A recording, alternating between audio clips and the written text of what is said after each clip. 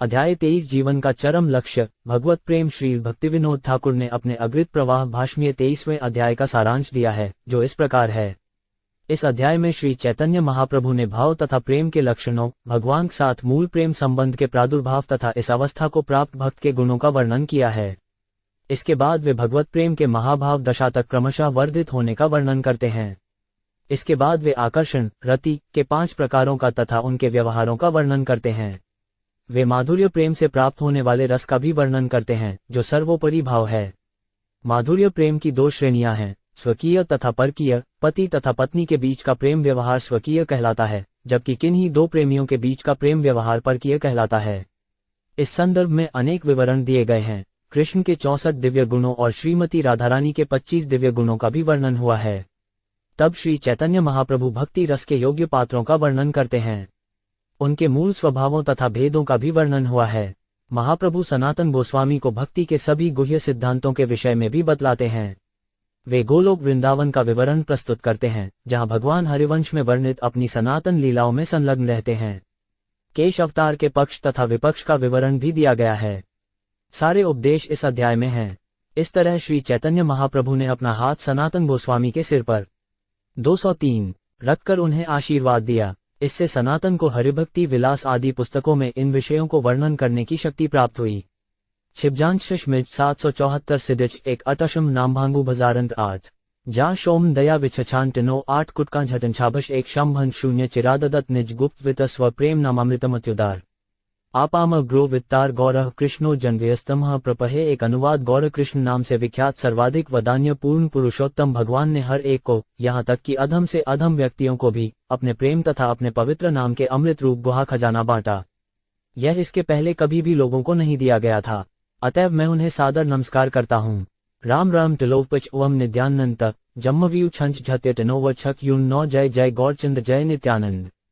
जयाद्वैत चंद जय गौर भक्त वृद्धो। अनुवाद। श्री चैतन्य महाप्रभु की जय हो। श्री नित्यानंद प्रभु की जय हो। अद्वैत आचार्य की जय हो। श्री चैतन्य महाप्रभु के समस्त भक्तों की जय हो।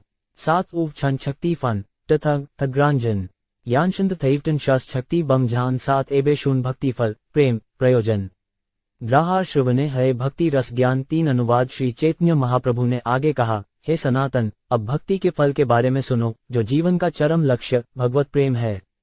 यदि कोई व्यक्ति इस विवरण को सुनता है तो उसे दिव्य भक्ति रस का ज्ञान प्राप्त हो जाता है। कुटिक जची भरा देटन थम्ब अधिशाना कुछ शक्ति बट मत थडे डांगरी छाव मांत 8 कृष्ण रति गाढ़ हेले प्रेम अभिधान।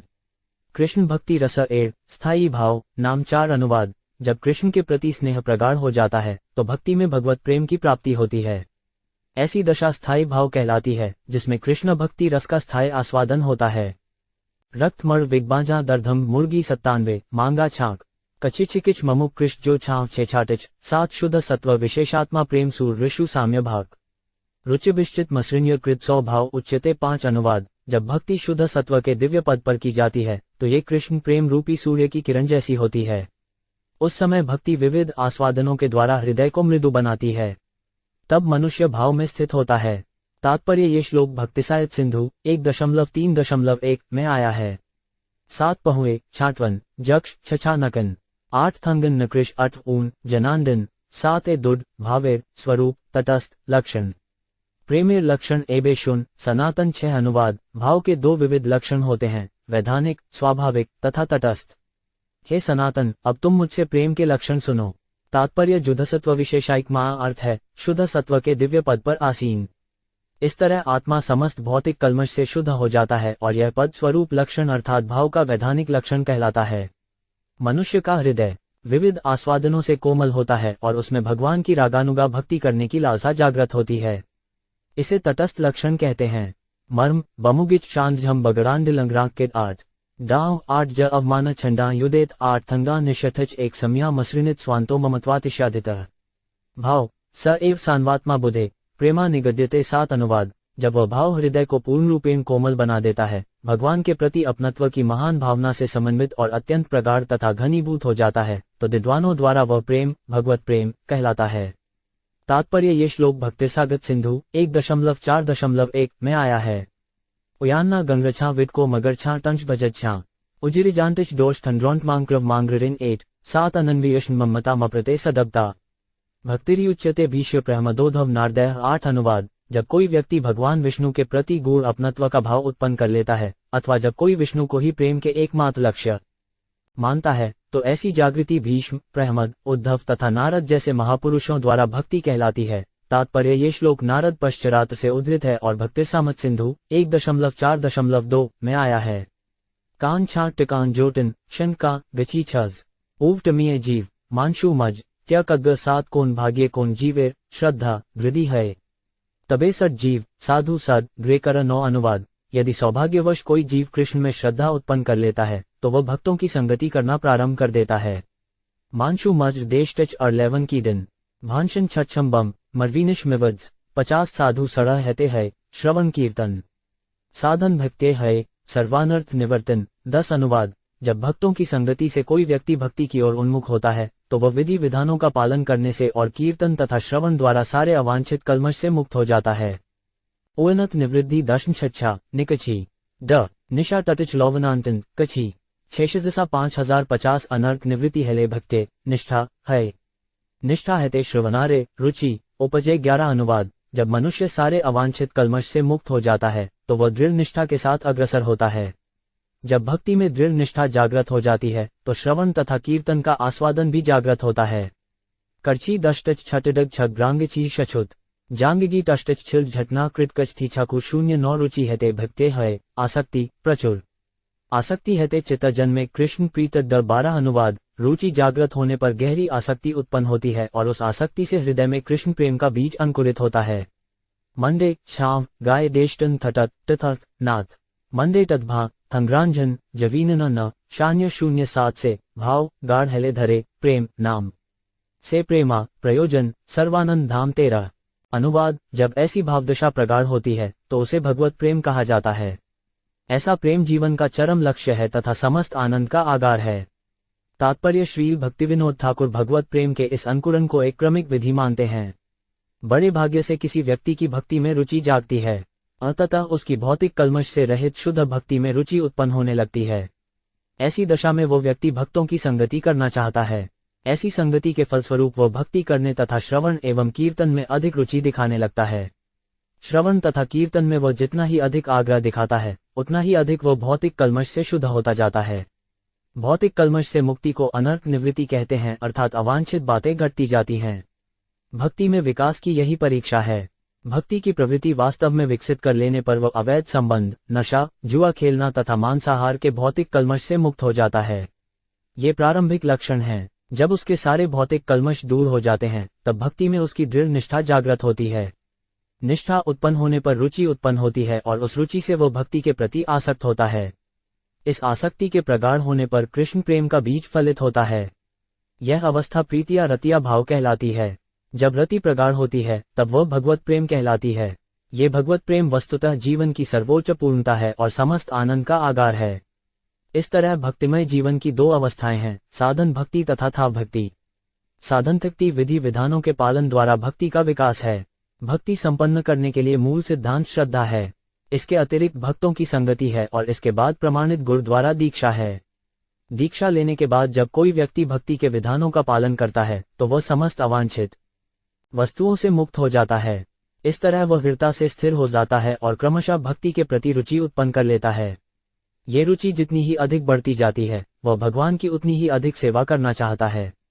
इस तरह वह भगवान की सेवा में किसी विशिष्ट रस में लग जाता है। ये रस हैं शांत, दास्य, सख्य, वात्सल्य तथा मधुर। ऐसी आसक्ति के फलस्वरूप भाव विकसित होता है। भाव भक्ति शुद्ध सत्व का पद है। ऐसे शुद्ध सत्व से मनुष्य का हृदय भक्ति से द्रवित हो उठता है। भाव भक्ति भगवत प्रेम का प्रथम बीज है। शुद्ध प्रेम प्राप्त करने के पूर्व ये भाव स्थिति रहती है। इस भाव स्थिति के गहन होने पर इसे प्रेम भक्ति कहते हैं। ये क्रमिक विधि निम्नांकित 2 श्लोकों में भी वर्णित है जो भक्तिरसागृत सिंधु 1.4.15-16 में पाए जाते हैं।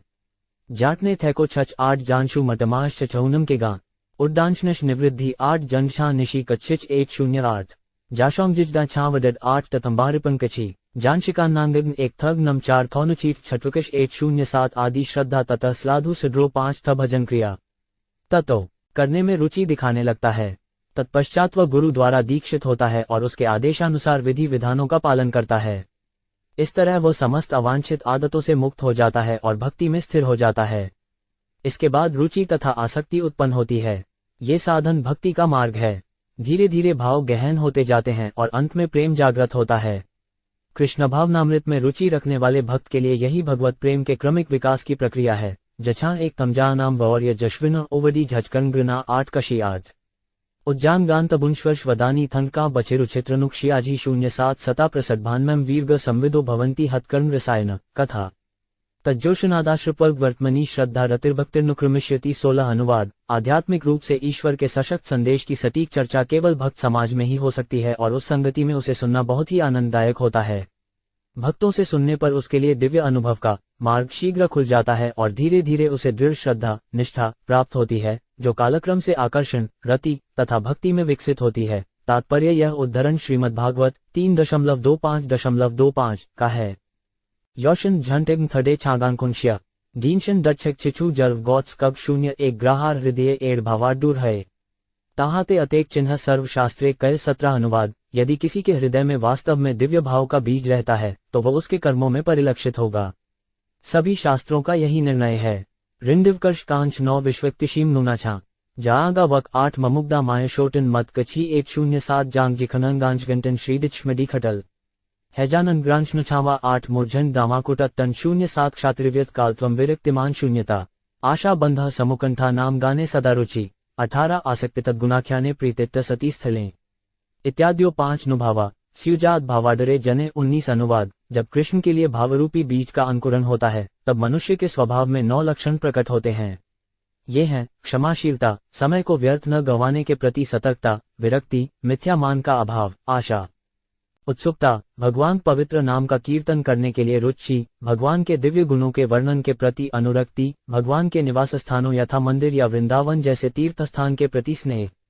ये अनुभाव अर्थात उत्कट भाव के गौण लक्षण कहलाते हैं। ये सब अनुभाव उस व्यक्ति के हृदय में दृष्टिगोचर होते हैं जिसमें भगवत प्रेम अंकुरित होना शुरू हो गया होता है। तात्पर्य ये दोनों श्लोक भक्ति रसायत सिंधु 1.3.25-26 में प्राप्त हैं। 5 छिए नव शई छाकुद गौव छिल छग्म थोक्रिच टपक्रांटिच छोइंग टपक्रांच नानशीष्य 420 एड़ नव प्रीत दूर ग्लोचित है प्राकृत क्षोभे तार क्षोभ नाही है 20 अनुवाद। यदि किसी के हृदय में कृष्ण के प्रति प्रेम अंकुरित हो जाता है तो वह भौतिक वस्तुओं से सशुद्ध नहीं होता। ऊष्टबाशंग्रान एक थडिग्नर विरथी भंजा 7 टनवी शुरू छिडिमोटा दिदंशन शजूछे कुइक चिटका वा पेगंशन एक श्रोग 7 वेग भाषा 3:20 तमोप्यार प्रतियंतु विप्रा गड्ढा च देवी धृत चित्तमीशे द्विजोपसृष्ठित कोहकस्तक्षको वा दशत्वलम गायत विष्णु गाथा 21 अनुवाद। हे ब्राह्मणों, मुझे पूर्णतया शरणागत जीव मानो और भगवान की प्रतिनिधि माता गंगा भी मुझे ऐसा ही माने, क्योंकि मैं पहले ही भगवान के चरण कमलों को अपने हृदय में आसीन कर चुका हूँ। इस तक्षक को अथवा ब्राह्मण ने जो कुछ भी इंद्रजाल रचा है मुझे तुरंत काटने दें। मेरी एकमात्र इच्छा ये है कि आप लोग भगवान विष्णु के कार्यों का गायन करते रहें। तात्पर्य ये श्लोक श्रीमद्भागवत 1.19.15 का है, जिसे महाराज परीक्षित ने तब कहा था जब वे शमीक ऋषि के पुत्र श्रृंगी नामक ब्राह्मण बालक के शाप से बुलाए गए तक्षक से दंशित होने की आशा लगाए गंगा नदी के तट पर बैठे हुए थे। इस शाप का समाचार राजा को सुनाया गया, जो अपनी आसन मृत्यु के लिए उद्यत हो गए। अंत समय में उन्हें देखने के लिए अनेक संत, साधु, ब्राह्मण, राजा तथा देवतागण आए, किंतु महाराज परीक्षित इस तक्षक से डसे जाने से बिल्कुल भयभीत नहीं थे। उन्होंने वहां पर एकत्र समस्त महापुरुषों से प्रार्थना की कि वे भगवान विष्णु के नाम का कीर्तन चालू रखें। कुछ मन्नकत विना कान काश मानशी गान 49 कृष्ण संबंध विना काल व्यर्थ नाही ग्राय 22 अनुवाद। एक क्षण भी नहीं नष्ट करना चाहिए। प्रत्येक क्षण का उपयोग कृष्ण या उनसे संबंधित बातों के लिए करना चाहिए। हर तात्पर्य इस श्लोक में महाराज परीक्षित की व्यग्रता व्यक्त हुई है।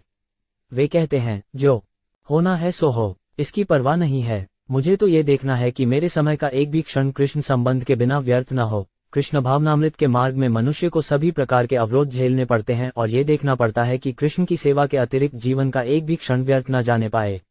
वाशी 8 छुवदा बनमा आगंडम ओना नबद्दाशा निबंश न छुडा 8 उच्छम 8 शैवट मब झला 8 जगतंश जांगुईटित ममश हैश ग्रीडी 27 वाग्भिस्तुवंतो मनसा स्मरण स्तन वानमंतो 5 पेनिश न तृप्ता भक्ता श्रवन्नेत जला समग्रम आयुर्हरेव समर्पयंती 23 नुवाद। वे शब्दों से भगवान स्तुति करते हैं, वे मन से नित्य भगवान का स्मरण करते हैं। वे अपने शरीरों से भगवान को नमस्कार करते हैं। इतने पर भी वे तुष्ट नहीं होते। ऐसा है शुद्ध भक्तों का स्वभाव। वे अपने नेत्रों से अश्रु बहाते हुए अपना सारा जीवन भगवान की सेवा में अर्पित कर देते हैं। तात्पर्य ये श्लोक हरितक्ति सुधोंक्या है और भक्तिसायत सिंधु 1.3.29 में आया है। छुछी भिक्षी ये बजाश छांट मानसी छांग 28। भुक्ति सिद्धि इंद्रियार्थ तारे नाही भाई 24। अनुवाद भौतिक क्षेत्र में लोग भौतिक भोग योग सिद्धि तथा इंद्रिय तृप्ति में रुचि दिखाते हैं, किंतु भक्तों को ये बातें कदापि रुचिकर नहीं लगती। वाम ऋछाजानमा मुडांग्री हैश कश्चताउत 9 झनी लत्रिगा 8। रेड्डो युनतोव घन वनुच्छब 4 टश्नोक नान्नम 1:27 त्रो दुस्तिजान दार सुतान सुहृद राज्यम हदीस प्रशय जहो प्रुवैव मल वडुत्म श्लोक लाल्स 25। अनुवाद राजा भरत उन पूर्ण पुरुषोत्तम भगवान कृष्ण का सात्रिध्य प्राप्त करने के लिए अत्यंत उत्सुक थे, जो उत्तम लोग कहे जाते हैं, क्योंकि उनकी कृपा प्राप्त करने के लिए स्तुतियां की जाती हैं। राजा भरत ने अपनी युवावस्था में अपनी आकर्षक पत्नी तथा पुत्रों एवं अपने प्रिय मित्रों तथा वैभवशाली साम्राज्य को उसी तरह छोड़ दिया जिस तरह मल का विसर्जन करने के बाद उसे त्याग दिया जाता है। तात्पर्य ये विरक्ति के लक्षण हैं जो उस व्यक्ति में पाए जाते हैं जिसमें भाव उत्पन्न हो चुका हो। ये श्लोक श्रीमद्भागवत 5.1.4.43 से उद्धृत है। जट्वीदप जानशनांतिक शैन कथवी भांदन। अनुवाद यद्यपि शुद्ध भक्त का स्तर सर्वोपरि होता है, फिर भी वह अपने आप को सबसे हीन तुच्छ मानता है। हट्टो बर्ची एक वडप्य नटवंशांगाश शिक्षाबती 8। दिक्रांग्यंत्री शोत्शीग्बशी वन हटच 21 हरो रतिन बहन्नेश नरेन्द्राना शिखा मने भिक्षामतनरी पुरेशन पाकमपी वनते 27। अनुवाद भरत महाराज सदैव अपने हृदय में कृष्ण के प्रति स्नेह वहन करते थे। यद्यपि भरत महाराज राजाओं के मुकुटमणि थे, फिर भी अपने शत्रुओं की नगरी में घूम घूम कर भिक्षा मांगते थे। यहाँ तक कि वे तुच्छ जाति के चंडालों को भी नमस्कार करते थे, जो कुत्तों का मांस भक्षण करते हैं। तात्पर्य यह उद्धरण पद्म पुराण का है। कुछ कुशों कबनित एक अभ्री छतंतन 27। कृष्ण कृपा करीबिन हद करी जाने 28। अनुवाद एक पूर्णतया शरणागत भक्त को सर्वदा आशा रहती है कि भगवान कृष्ण उस पर कृपालु होंगे। उसमें यह आशा हद रहती है। न दथमा लेवगोश छछिलशी या त्यागोश वाटवसत्वा जहान एक वा छच कर्म वा किंशज अच्छा इंदित्रशाडी या शैनांशिशिक मानशटिक दमी उषाशाटश्चंद गुना मडी यूरो छ टगोनी जन वल्लच वाष्टच शान शामलती गेन्य माम्भू 94 न प्रेमा श्रवनादि भक्तिरपि वा ग्रोगो 5 थ वा वैष्णवो ज्ञान न वा शुभ कर्म वा कियदहो सज्ञातिर्प्यस्ति वा हीनाथाधिक साधके त्वयि तथाप्यच्छेद्य मूला सती हे गोपी जन वल्लभ व्यथ्यते हा मदाशव माम 29। अनुवाद हे प्रभु, न तो मुझमें आपके लिए प्रेम है, न ही मुझमें कीर्तन तथा श्रवण द्वारा भक्ति करने की योग्यता है, न ही मुझमें वैष्णव की योग शक्ति ज्ञान या पुण्य कर्म है, न ही मैं उच्च कुल से संबंधित हूँ। इस तरह मुझमें कुछ भी नहीं है। फिर भी हे गोपियों के प्रिय, मेरे हृदय में निरंतर एक अटूट आशा है, क्योंकि आप अधम से अधम पर दया करने वाले हैं। वही आशा मुझे निरंतर पीड़ा दे रही है। तात्पर्य ये श्लोक भक्तिसामृत सिंधु 1.3.35 में आया है। जबुका डग मरना नान्नमा थेशोन 70 समुकंठा है सदा लालसा प्रधान 30। अनुवाद यह उत्सुकता भगवान का सात्रिध्य प्राप्त करने के लिए प्रगाढ़ इच्छा से युक्त है। जुडुदिश्चल यूरो जी डुगनांडू बिडेटवडी बक्कांशन एक छछतवा गणवांशिभंगाब ओजकिश एक कत्तांभी विष्णुनश घुन्नी विनांजी घुक एक मुथाबुजनुशिग्र जुनोकना छांभू 70 भुवनाद्भुतमित्यवेहि मच्चाप च तव वामम वादिगम्यम तत्की करोमि विरुला मुरली विलासी मुग्धम मुखाम्बुज मुदीक्षितुमिक भशनामा 31। अनुवाद हे कृष्ण, हे बंशीवादक, आपके शैशव की माधुरी तीनों लोकों में अद्भुत है। मैं आपकी चपलता जानता हूँ और आप मेरी, इसे अन्य कोई नहीं जानता। मैं किसी एकांत में आपका सुंदर आकर्षक मुख देखना चाहता हूँ, किंतु ये हो तो कैसे। तात्पर्य ये श्लोक कृष्ण करनायत 32 का है। नान गोंडन गण कृषि नग्न कुछ बांध 79 नाम गाने सदा रुचि लय कृष्ण नाम 32। अनुवाद नाम के प्रति गहरी रुचि होने से मनुष्य हरे कृष्ण महामंत्र का निरंतर जप करना चाहता है। वोजन विमु मतन त मानली पुजिदिव्रौन फत्कशाविक व गशु चन कछो भौग्री नाम्बावनीश वाना 77 रोदन बिंदु मरन स्यंदी इगिदिव्राद्य गोविंद तब मधुर स्वर कंठी गायती नामावली बाला 33। अनुवाद हे गोविंद, ये युवती जिसका नाम राधिका है, मधुर स्वर में आपके पवित्र नाम का गायन करती हुई निरंतर अश्रु बरसा रही है, मानो फूलों से मधु गिर रहा हो। तात्पर्य ये श्लोक भक्ति से सागत सिंधु 1.3.38 में पाया जाता है। कुक और गीशांटन डटमरवर जामती 78 ह कृष्ण गुणाख्याने है सर्वदा आसक्ति 34। अनुवाद इस भावदशा में भक्त में भगवान दिव्य गुणों का कीर्तन और वर्णन करने की प्रवृत्ति जाग उठती है। उसे इस विधि में आसक्ति हो जाती है अशुभ एक मशुत एक वशुत्रना विद्यांग अशुभ तीन भशु यशवन तीन भशु शशु व्यक्ति मृहु स्पिटमदंश अशुभ तीन गशुरी एक मशु तीन गशु 77 मधुरन मधुरन बपुरस्त विभोर मधुरन मधुरन बदन मधुरम मधुगंधी मृदु स्मितमेत दहो मधुरन मधुरन मधुरन मधुरम 35 अनुवाद। हे प्रभु, कृष्ण का दिव्य शरीर मधुर है और उनका मुख तो उनके शरीर से भी अधिक मधुर है, किंतु मधु शहद की गंध के समान उनके मुख की मृदु हंसी और भी मधुर है। तात्पर्य ये श्लोक बिल्वमंगल ठाकुर कृत कृष्ण करनायत 92 से है। कुछ नीला शांतन कट मर्वदम वंशी 77 कृष्ण लीला स्थाने करे सर्वदा वसति 36 अनुवाद। कृष्ण के भाव में मग्न भक्त सदैव ऐसे स्थान में निवास करता है जहाँ कृष्ण ने लीलाएं की थीं। कंतंश एक युना दीप नाम्भानी छव की और रोशन फेशाशर 1:7 त्रिकांत वह ग्रीशांधि दांडवश 71 कदाहम ग्रमुना तीरे नामानी तव कीर्तन उद्गाश पुंडरीकाक्ष रचयिष्यामि तांडवम 37 अनुवाद। हे पुंडरीकाक्ष भगवान, कब मैं अपनी आंखों में आंसू भरकर यमुना के तट पर आपके नाम का कीर्तन करते हुए भाव में नृत्य करूंगा। तात्पर्य ये श्लोक भक्तिरसायत सिंधु 1.2.156 में आया है। कुटिक जचितन चिचु अंडे टुकलू विवगन कुब दर्थंटम चिचु अट जूम मनांदन 77 कृष्णे रतिर चिन्ह एड कैलू विवरण कृष्ण प्रेमेर चिनेब शुन सनातन 38 अनुवाद। जिस व्यक्ति ने कृष्ण के लिए आकर्षण भाव उत्पन्न कर लिया है, ये उसके लक्षण हैं। अब मुझे उस व्यक्ति के लक्षण बताने दो जिसने सचमुच कृष्ण प्रेम प्राप्त कर लिया है। हे सनातन, इसे मुझसे सुनो।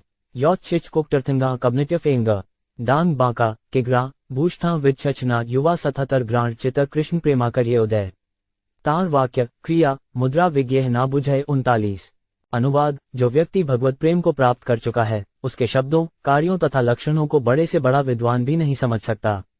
शनाजांग्रश नव तथेबो गदमानी नची दक्षिणी जाडवी गिडनामा घुष्ठा मुयीजु एर्ना 80 धन्यस्यायम नव प्रेमाग्रस्योंग मिलती चेतसी अंतर्वानिभिर्प्यस्त मुद्रा सुष्ठ सु दुर्गना 40 अनुवाद। जिस महापुरुष के हृदय में भगवत प्रेम जागृत हो चुका है, उसके कार्यों तथा लक्षणों को बड़े से बड़ा विद्वान भी नहीं समझ सकता। तात्पर्य ये श्लोक भक्तिसायरित सिंधु 1.4.17 में पाया जाता है। 749 बच 8 अथिग्न बाम की जा उहंदानुवानगी छच छिच फैंटरी आर्ट दरिश्चाटिश टिलाफ्त चेट तोड़ी जगज उन्वे वन्न छाची टिलाक वांझई 8 नवासी एवं व्रत स्वप्रिय नाम कीर्त्या जातानुरागोद्वुचित उच्चे हसत्यथो रोदिति रौति गायत्य उन्माद व नृत्यति लोक बाहा 41 अनुवाद। जब मनुष्य वास्तव में उन्नत होता है और अपने प्रिय भगवान के पवित्र नाम का कीर्तन करने में आनंद का अनुभव करता है, तब वह संक्षोभित होकर उच्च स्वर से भगवान नाम का कीर्तन करता है। वह बाहरी लोगों की परवाह न करते हुए पागल की तरह हंसता है, रोता है, उत्तेजित होता है और कीर्तन करता है। तात्पर्य ये श्लोक श्रीमद्भागवत 11.2.40 से उद्धृत है। यूरोथंगा कटवॉनफी शम तमनय गान थंगेग जाग जनुओन छाव मशिंदाव इगस 8% प्रेमा क्रमे बाड़ी है स्नेह मान प्रणय राग अनुराग भाव महाभाव है 42 अनुवाद। इस तरह भगवत प्रेम बढ़ता जाता है और वह स्नेह मान प्रणय राग अनुराग भाव तथा महाभाव के रूप में प्रकट होता है। ह बीज देरी तन 7 उवशय 7 मांत गंगजा भिया बिछनी ओक छिछत्ती जांत 87 बीज इशलू रस गुड़ तबे खंडसार शर्करा सिता मिछरी शुद्ध मिछरी 43 अनुवाद। इस तरह के विकास की उपमा गन्ने के बीज, गन्ने के पौधे, गन्ने के रस, गुड़, खांड, साफ चीनी, मिश्री और शुद्ध मिश्री से दी जाती है। डैशन देयटिच कटम निर्मन कटम वार्फ जान जी थंगाचनी एडेटिच वॉनफुटक जानश्रायत 88 इहा ग्रैचे क्रमे निर्मल क्रमे बाड़े स्वाद रतिन प्रेमाय तैचे बाड़िए आस्वाद 44 अनुवाद। जिस प्रकार चीनी को धीरे धीरे शुद्ध करते रहने पर उसका स्वाद बढ़ता जाता है, उसी तरह ये समझना चाहिए कि जब भगवत प्रेम जिसकी उपमा बीज से दी जाती है, रति के स्तर से आगे बढ़ता है, तो उसका स्वाद बढ़ता जाता है। जशिकाम्बी टचटलिच बर्छी 2% शंकांस बीद जाग मश वांजना गशुय जात 87 अधिकारी भेदे रति पन्य प्रकार शांत दास्य सख्य वात्सल्य मदशुरु आर 45 अनुवाद। इन स्नेह मान आदि दिव्य गुणों से युक्त पात्र के अनुसार रस 5 प्रकार के हैं: शांत, दास्य, सख्य, वात्सल्य तथा माधुर्य। तात्पर्य भक्तिरसायत सिंधु में रति का वर्णन इस प्रकार हुआ है। 9 व्यक्त मसनितेवांतर लक्ष्यते रतिलक्षणम जोर मुंग शुक्रप्तिना चेत भवेद एफा रतिन ही किंतु बालचगत्कारकारी वच्चे न वीक्षया अभिज्ञान सुबोधों 5 यमृत्यांभास प्रकीर्तितः प्रेम बीज के अनुकुंड के वास्तविक लक्षण रति इसलिए प्रकट होते हैं क्योंकि हृदय द्रवित रहता है। जब ऐसे लक्षण ज्ञानी तथा कर्मा में प्रकट हों, तब उन्हें रति के वास्तविक लक्षण नहीं माने जा सकते। भक्ति के ज्ञान से रहित मूर्ख लोग रति के ऐसे लक्षणों की तब भी प्रशंसा करते हैं जब वे कृष्ण की सेवा करने की आकांक्षा के स्थान पर अन्य किसी वस्तु पर आश्रित होते हैं।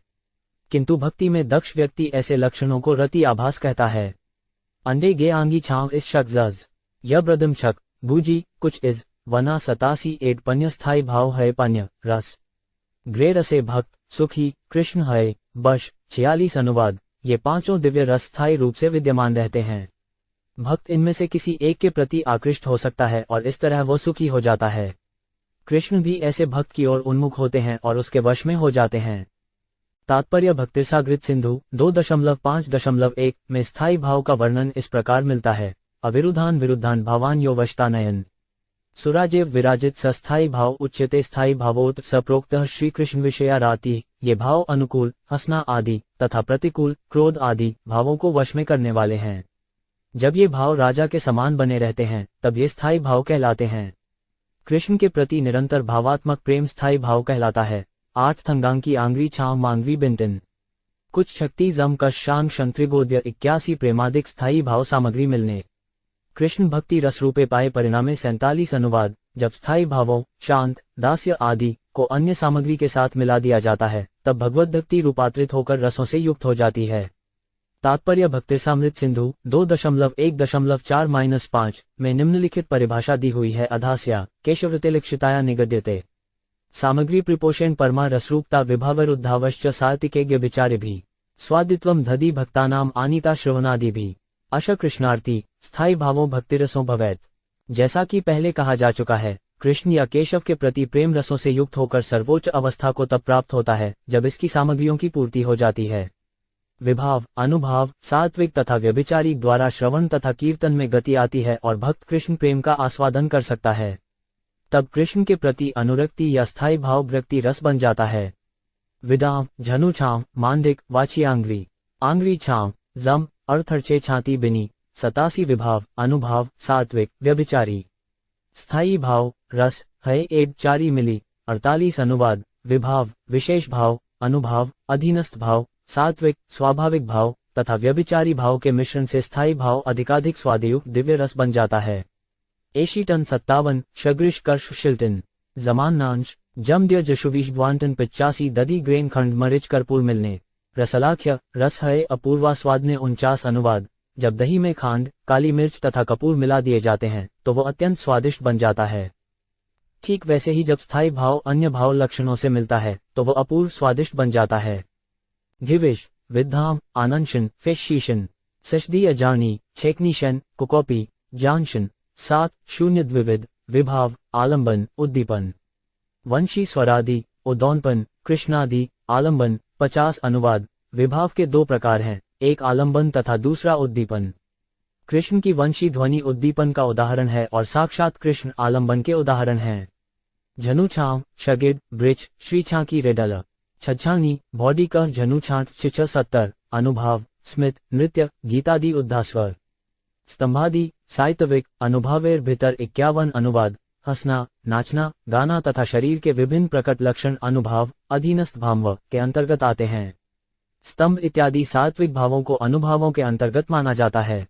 तात्पर्य भक्तिरसायत सिंधु 2.1.14 में विभाव की परिभाषा इस प्रकार दी गई है। तत्ज्ञेग विधावास्तु रत्यास्वादन है तेद विधलम्बना एके तथयोदीपना परे। कृष्ण प्रेम का आस्वादन कराने वाला कारण विभाव कहलाता है। विभाव की 2 कोटियां हैं, आलंबन तथा उद्दीपन। अगिफुराम ने कहा गया है कि विभाव्यते ही रत्यादियत यन विभाव्यते। विभावो नाम सद्वेदालंबनोदीपनात्यक, जिससे कृष्ण प्रेम प्रकट हो वह विभाव कहलाता है। इसके 2 विभाग होते हैं, आलंबन जिसमें प्रेम प्रकट होता है तथा उद्दीपन जिससे प्रेम प्रकट होता है। भक्तिसायत सिंधु 2.1.16 में आलंबन के विषय में कहा गया है, कृष्णश्च कृष्ण भक्ताशश बुधैरिलम्बनामता प्रत्यादि विषयत्वेन तथा धार्त्यापि च। प्रेम का लक्ष्य कृष्ण है और उस प्रेम को धारण करने वाला पात्र कृष्ण का भक्त है। विद्वान लोग दोनों ही को आलंबन या आधार कहते हैं।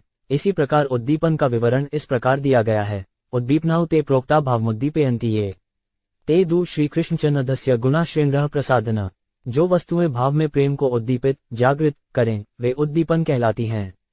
यह उद्दीपन कृष्ण के गुणों तथा कार्यों के साथ साथ उनकी श्रृंगार शैली तथा केश सज्जा द्वारा संभव होता है। भक्तिसागत सिंधु 2.1.301, भक्तिसागत सिंधु 2.1.302 भी उद्दीपन के निम्नलिखित अतिरिक्त उदाहरण देता है। स्मितात् सौरभे वंश श्रृंगनुपुर कंबव, पदाडु क्षेत्र नुलसी भक्त तद्वास हृदय, कृष्ण की हंसी, उनके दिव्य शरीर की सुगंधि, उनकी बांसुरी, बिगुल, नूपुर, शंख, चरणों में बने चिन्ह, उनका आवास, उनका प्रिय पौधा तुलसी, उनके भक्त तथा उनकी भक्ति से संबंधित व्रत उपवास, ये भाव में प्रेम के लक्षणों को उद्दीपित करने वाले हैं। भक्तिसागत सिंधु 2.2.1 में अनुभाव का वर्णन इस प्रकार दिया गया है। अनुभावस्तु चित्तस्तब्धावानां बोधका ते बहिर्विक्रिया प्रायः प्रोक्ता उद्धास्वराख्या, वे अनेक बाह्य भाव लक्षण या शारीरिक विकृतियां जो मन के भावों को सूचित करती हैं और जो उद्धास्वर भी कहलाती हैं। अनुभाव अर्थात प्रेम की अधीनस्थ भाव में अभिव्यक्तियां हैं। इनमें से कुछ लक्षण हैं: नृत्य करना, गिर जाना, भूमि पर लौटना, जोर जोर से गाना तथा रोना, शरीर में विकार, जोर जोर से शब्द करना, अंगड़ाना, दीर्घ श्वास, अन्यों की परवाह न करना, लार टपकाना, लालसराव, उन्मत्त हंसी, अट्टहास, थूकना, हिक्का इत्यादि। ये सभी लक्षण दो विभागों में रखे जाते हैं, शीत तथा क्षेपण। गाना, अंगड़ाना आदि शीत कहलाते हैं एवं नाचना, शारीरिक विकार क्षेपण कहलाते हैं। श्रील भक्तिसिद्धांत सरस्वती ठाकुर अपने अनुभाष्य में उद्धास्वर का वर्णन वैदिक शास्त्रों के आधार पर इस प्रकार करते हैं। उद्धासन्ते स्वधामनिति प्रोक्ता उद्धास्वरा बुद्ध निव्युत्तरीय धम्मिल्लिसन यात्रमोटनम जुमधा प्रांस्य फुल्लत्वम निश्चासाद्याश्चते मता। भाव में प्रेम में किसी व्यक्ति के बाह्य शरीर में प्रकट होने वाले लक्षणों को विद्वजन उद्धास्वर कहते हैं। इनमें से अधोवस्त्र की गांठ ढीली होना तथा उत्तरीय वस्त्र एवं केश का बिखरना कुछ एक लक्षण हैं। अन्य लक्षण हैं शारीरिक विकार, अंगड़ाना, नथुनों के अगले भाग का फूलना, तेजी से श्वास चलना, हिचकी आना, गिर जाना तथा भूमि पर लौटना। भावात्मक प्रेम के ये बाह्य प्रदर्शन हैं। स्तंभ तथा अन्य लक्षणों का वर्णन मध्यलीला 14.167 में हुआ है। निटवर डिवीची टिचजल वाचियांत्री जब बिनी जम इश छबकांत कांगरी 69, निर्वेद हर्षादि 33, व्यभिचारी सब मिली रस है चमत्कारकारी 52। अनुवाद, निर्वेद, हर्ष इत्यादि अन्य अवयव भी हैं। सब मिलाकर 33 प्रकार हैं और जब ये सब एकजुट होते हैं तो रस अत्यंत चमत्कारी बन जाता है।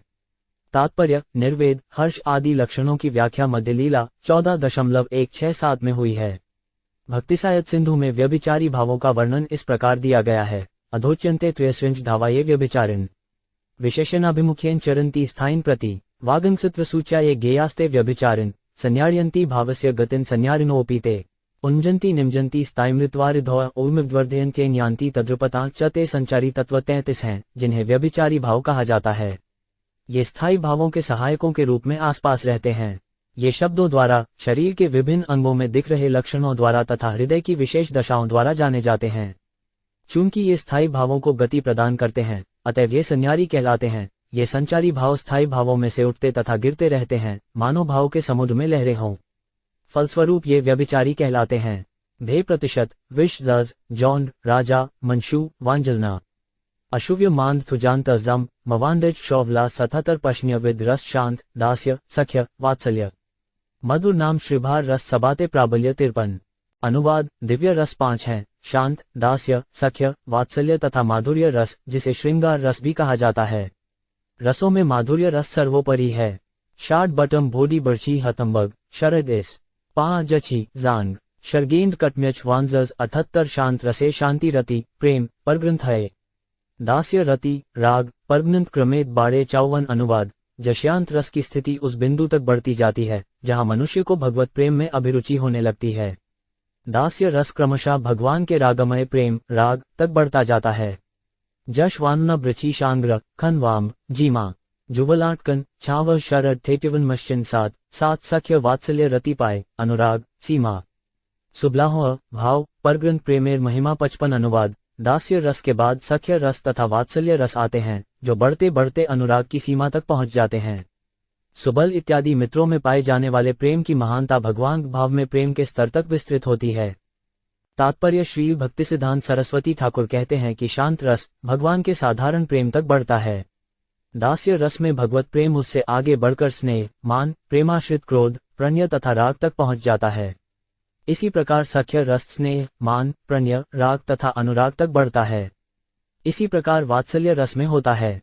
सुबल जैसे व्यक्ति द्वारा प्रदर्शित सख्य रस की विशेषता यह है कि यह भ्रातृप्रेम से मान, राग, अनुराग तथा अंत में उस भाव को प्राप्त होता है जहाँ सारे भावों के लक्षण निरंतर विद्यमान रहते हैं। शौडाली वमत्यांश वित्यांग हुजे टचच जश वांजितना ट्यांगोष्टी झटनिक विच्छच 7 शांतादि रस ग्रोग वियोग दुर्भेद सख्य वात्सल्य ग्रोगादिर अनेक विभेद 56 अनुवाद। इन पांचों रसों के दो विभेद होते हैं, योग मिलन तथा वियोग विछोह। सख्य तथा वात्सल्य रस में योग तथा वियोग इन दोनों के भी अनेकानेक विभेद हैं। तात्पर्य भक्तिसागत सिंधु 3.2 में ये विभेद इस प्रकार हैं। अयोग योगावेत्स्य प्रभेदों कथित विभो भक्ति योग के रसों में दो अवस्थाएं होती हैं, अयोग तथा योग। अयोग वियोग का वर्णन भक्तिसामृत सिंधु 3.2.94 में इस प्रकार हुआ है। सखिर्भावो हरधीरयोग झति कथयते अयोगे त्वन्यनस्क्व तद्युनाद्यन संधेय वव्राप्त्युपयचिताद्या सर्वेषां कथिता क्रिया। भक्ति योग के विज्ञान में निपुण पंडितों का कहना है कि जब पूर्ण पुरुषोत्तम भगवान की संगति का अभाव होता है तब अयोग होता है। अयोग वियोग की स्थिति में मन कृष्ण भावना से पूरित रहता है और कृष्ण के ही विचारों में पूर्णतया मग्न रहता है। इस अवस्था में भक्त पूर्ण पुरुषोत्तम भगवान के दिव्य गुणों की खोज करता है। कहा जाता है कि अयोग की इस स्थिति में विभिन्न रसों में सारे भक्तमन सदैव यही सोचते रहते हैं कि किस प्रकार कृष्ण की संगति प्राप्त की जाए। योग मिलन शब्द का वर्णन भक्तिसाहित्य सिंधु 3.2.129 में इस प्रकार किया गया है। कृष्णेन सरमो यस्तु स योग इति कौत्यते, जब कृष्ण से साक्षात भेंट हो जाए तो उसे योग कहते हैं। शांत तथा दास्य के दिव्य रसों में भी योग तथा वियोग के विभाग पाए जाते हैं, किंतु उनमें विविधता नहीं होती। योग तथा वियोग ऐसे ही दो विभेद पांचों रसों में सदैव विद्यमान रहते हैं, किंतु सख्य तथा वात्सल्य के दिव्य रसों में योग तथा वियोग के अनेक प्रकार पाए जाते हैं। योग के प्रकारों का वर्णन इस प्रकार हुआ है। योगो 5 कथित सिद्धिस्तुष्टि स्थितिरिति त्रिधा। योग मिलन 3 प्रकार का होता है, सिद्धि, तुष्टि तथा स्थायित्व। भक्तिसाहित्य सिंधु 3.2.129। अयोग वियोग के विभेद इस प्रकार वर्णित हैं। उत्कंठितम वियोग श्रैत्य योगो 5 विधोचिते। अयोग के दो विभाग हैं, उत्कंठा तथा वियोग। भक्तिसामृत सिंधु 3.2.95। कच्छ जशिक्षय छाप टकवल मथुर शशि बटनन कच्छ जशिकय त्योशिका मिकट्टर 71। रूर अधिरूर भाव केवल मधुरे महिषी गणेय रूर अधिरूर गोपिका निकरे 57। अनुवाद केवल श्रृंगार मधुर रस में ही दो भाव लक्षण मिलते हैं, जिन्हें रूर उन्नत तथा अधिरूर अत्यधिक उन्नत कहा जाता है। रूर भाव द्वारका की पटरानियों में पाया जाता है और अधिरूर भाव गोपियों में पाया जाता है। तात्पर्य अधिरूर भावों की व्याख्या उच्चल निर्गुणी स्थायी भाव प्रकरण 170 में दी गई है। रुधोक्तेभ्यो 5 नुभावेभ्यः कामप्याप्ता विशिष्टवाई यत्रानुभावा दृश्यन्ते सो विरूर नियद्यते माधुर्य। प्रेम का अत्यंत मधुर आकर्षण स्नेह मान प्रणय राग अनुराग भाव तथा महाभाव से होता हुआ वर्धित होता है। महाभाव दशा के अंतर्गत रूर तथा अधिरूर निहित हैं। ये स्तर केवल माधुर्य प्रेम में ही संभव हैं। रूर भाव द्वारका में पाया जाता है, जबकि अधिरूर भाव गोपियों में पाया जाता है। जधि के मशंडाम हुंजे 6 तनकांत जटडाट न मात्न विवरी ट्रमांडन मांग 77। अधिरूर महाभाव दुर्त प्रकार संभोगे मादन विरहे मोहन नामतार 58। अनुवाद अधिरूर महाभाव के दो प्रकार होते हैं, मादन तथा मोहन। परस्पर मिलन मादन कहलाता है और विरह मोहन कहलाता है। शांतन छुष्णांगती झस झंडविच्छन लिदर्गी पिब छलन टमांस्टन पुंजे टचच 7। माग्ने चुमुनाधिय अनंत विभेद उद्धुना चित्र जल्प मोहन दव भेद 59। अनुवाद म्रादन भाव के अंतर्गत चुंबन तथा अन्य अनेक लक्षण आते हैं, जिनकी कोई गिनती नहीं है। मोहन अवस्था के दो विभेद हैं, उद्धूर्णा अस्थायित्व तथा चित्र जल्प पागलों का सा प्रलाप। तात्पर्य अधिक जानकारी के लिए मध्य लीला 1.87 देखें। शिव उल्मन वे जकु थंसल्लान्नांद जजभद्र श्रीदान्न एव शौक जानशन स्तंभांग 70। चित्र जलपेर 10 अडब प्रचपादी नाम ब्रह्म गीता र 10 श्लोक ताहाते प्रमाण 60। अनुवाद चित्रजल्प के अंतर्गत 10 विभाग हैं, जिन्हें प्रजल्प तथा अन्य नामों से पुकारा जाता है। इसका प्रमाण है श्रीमती राधारानी द्वारा कहे गए 10 श्लोक, जो ब्रह्म गीत के नाम से विख्यात हैं। तात्पर्य काल्पनिक प्रलाप चित्रजल्प कहलाता है, जिसके 10 विभेद हैं, प्रजल्प परिजल्प विजल्प उज्जल्प संजल्प अवजल्प अभिजल्प आजल्प प्रतिजल्प तथा सुजल्प। रेघुनी विवर्ण फ्लो नफिटकाना नीनांद विवदिश कुछ नफुच्छठी जानशनांतिक कुछ 76। उद्धूर्णा विवश्चेष्टा दिव्योन्माद नाम विरहे कृष्ण स्फूर्ति आपना के कृष्ण ज्ञान 61। अनुवाद उद्धूर्णा, अस्थायित्व तथा विवश चेष्टा, गर्वपूर्ण कार्य, दिव्य उन्मत्ता के अंग हैं। कृष्ण के विरह में भक्त को कृष्ण के प्राकट्य की अनुभूति होती है और वह अपने आप को कृष्ण सोचने लगता है। जद्दाम, विदनद, छठ जिविश शुंजांत, जटडांट जन जज, नानशी जड़ छास 749, संभोग, विपलिम्ब, भेदिद विविध श्रीरार। संभोग्य अनंत अर्थ, नाही अंत तार 62 अनुवाद। श्रृंगार के 2 विभाग हैं, संभोग, मिलन तथा विपलिम्ब, वियोग। संभोग स्तर पर अनेक विभेद हैं जिनका वर्णन कर पाना संभव नहीं है। तात्पर्य उज्ज्वल नीलगिनी, विपलिम्ब प्रकरण 3-4 में विपलिम्ब का वर्णन इस प्रकार हुआ है। यूनोर्युक्त्यो भावोयुक्त्यो वौत्योमित, अभिष्टलिंग नदीनाम अन्वाप्तौन प्रकृष्यते स विपलिम्भो विज्ञेय संभोगरतिकारकः न विना विपलिम्धेन संभोग, पृष्ठम श्नुते। जब प्रेमी तथा प्रेमिका मिलते हैं तो वे युक्त कहलाते हैं। इस मिलन के पूर्व वे अयुक्त कहलाते हैं। चाहे युक्त हों या अयुक्त, उनमें एक दूसरे का आलिंगन तथा चुंबन न कर सकने के कारण उठने वाला प्रेम भाव विपलद कहलाता है। यह विपलम्ब मिलन के समय भावों का पोषण करता है। इसी तरह संभोग का वर्णन निम्नलिखित श्लोक में किया गया है, जिसे श्री भक्तिसिद्धांत सरस्वती ठाकुर ने अपने अनुभाष्य में वैदिक साहित्य से उद्धत किया है। दर्शनेलिरनादनाइग आनुकूल्यात्रिशेव्या यूनोरोल्लासगारोहन थाव। संभोग ईयते, एक दूसरे से मिलने तथा आलिंगन करने का उद्देश्य प्रेमी तथा प्रेमिका दोनों को सुख देना होता है। जब यह अवस्था अधिकाधिक उल्लासमयी हो जाती है तो इससे उत्पन्न भाव संभोग कहलाता है। जागृत हो जाने पर संभोग की 4 कोटियां हो जाती हैं। 1. पूर्व राग अनंतर पूर्व राग, मिलन के पूर्व की आसक्ति के बाद संभोग को संक्षिप्त कहा जाता है। 2. मान अनंतर मान, प्रेमयुक्त क्रोध के बाद संभोग को संकीर्ण कहा जाता है। 3. किल्लिद, दूर प्रवास अनंतर, कुछ काल तक थोड़ी दूरी पर रहने के बाद संभोग संपन्न कहलाता है। 4. सुदूर प्रवास अनंतर, बहुत दूर रहने के बाद संभोग समध्यान पूर्ण कहलाता है। जब प्रेमी प्रेमिका का मिलन स्वप्न में होता है तो उसके भी यही 4 विभाग होते हैं। विधंत, छजुविंश, शुभ ब्राह्म, मान, थैवांगान, जांत टम देवक्षी आंशान 77, विपलिम्ब, चतुर्विद, पूर्व राग, मान। प्रवासाख्य, आर प्रेम वैचित्य आख्यान 63 अनुवाद। विपलिम्ब के 4 विभाग होते हैं, पूर्व राग, मान, प्रवास तथा प्रेम वैचित्य। तात्पर्य उज्ज्वल नीलगिनी, विपलिम्ब प्रकरण 5 में पूर्व राग का वर्णन हुआ है। रतिया संगात पूर्व दर्शन श्रवणादिजा तेरुमिलति प्राजयी, पूर्व राग। स उच्यते, जब प्रेमी तथा प्रेमिका में मिलने के पूर्व देखने, सुनने इत्यादि से उत्पन्न आसक्ति विभाव तथा अनुभाव जैसे 4 घटकों के मिश्रण से अत्यंत आस्वाद्य बन जाती है तो उसे पूर्व राग कहते हैं। मान का वर्णन उज्ज्वल नीलमणि, विपलिम्ब प्रकरण 68 में भी मिलता है। दंपत्यो भाव एकत्र सतोर्प्यनुरेक्त्यो स्वाभिष्टाश्लेषवीक्षादि निरोधी मान उच्यते। मान शब्द प्रेमी तथा प्रेमिकाओं द्वारा अनुभव किए गए भाव का सूचक है, चाहे वे एक स्थान में हों या अलग अलग। ये भाव उन्हें एक दूसरे को देखने तथा आलिंगन करने से रोकता है, यद्यपि वे एक दूसरे के प्रति अनुरक्त रहते हैं। प्रवास की व्याख्या उज्ज्वल नीलमणि, विपलिम्ब प्रकरण 139 में भी निम्न प्रकार से हुई है। पूर्वस्भूत्योयुनो भवेत् देशांतरादिभिः व्यवधान व यत् प्राजें स प्रवास इत्यते। प्रवास उन 2 प्रेमियों के वियोग का सूचक है जो पहले घनिष्ठतापूर्वक संबंधित थे। यह वियोग उनके भिन्न भिन्न स्थानों में रहने के कारण होता है। इसी प्रकार ग्रेमवैचित्य की व्याख्या उज्ज्वल नीलमणि, विपलिद प्रकरण 134 में की गई है। प्रेस्य संरिकर्षट्पि प्रेमोत्कर्ष स्वभावत या विशेषधियार्थितत् प्रेमवैचित्यमुच्यते। प्रेमवैचित्य उस प्रचुर प्रेम का सूचक है जो प्रेमी के उपस्थित होते हुए भी वियोग के भय से दोहकलाता है। वांशिकांतत् शुभ ब्रांश थभिघ्न थनवांज मानदिन शैब देवफिछा थीर अनंदय मश्यो भैट्य 78 राधिकाओं पूर्व राग प्रसिद्ध प्रवास माने। प्रेम वैचित्य श्री दशमे महिषी गणे 64 अनुवाद। 4 प्रकार के वियोग में से 3 पूर्व राग, प्रवास तथा मान श्रीमती राधारानी तथा गोपियों में प्रसिद्ध हैं। द्वारका में पटरानियों में प्रेम वैचित्य का भाव अत्यंत प्रमुख है।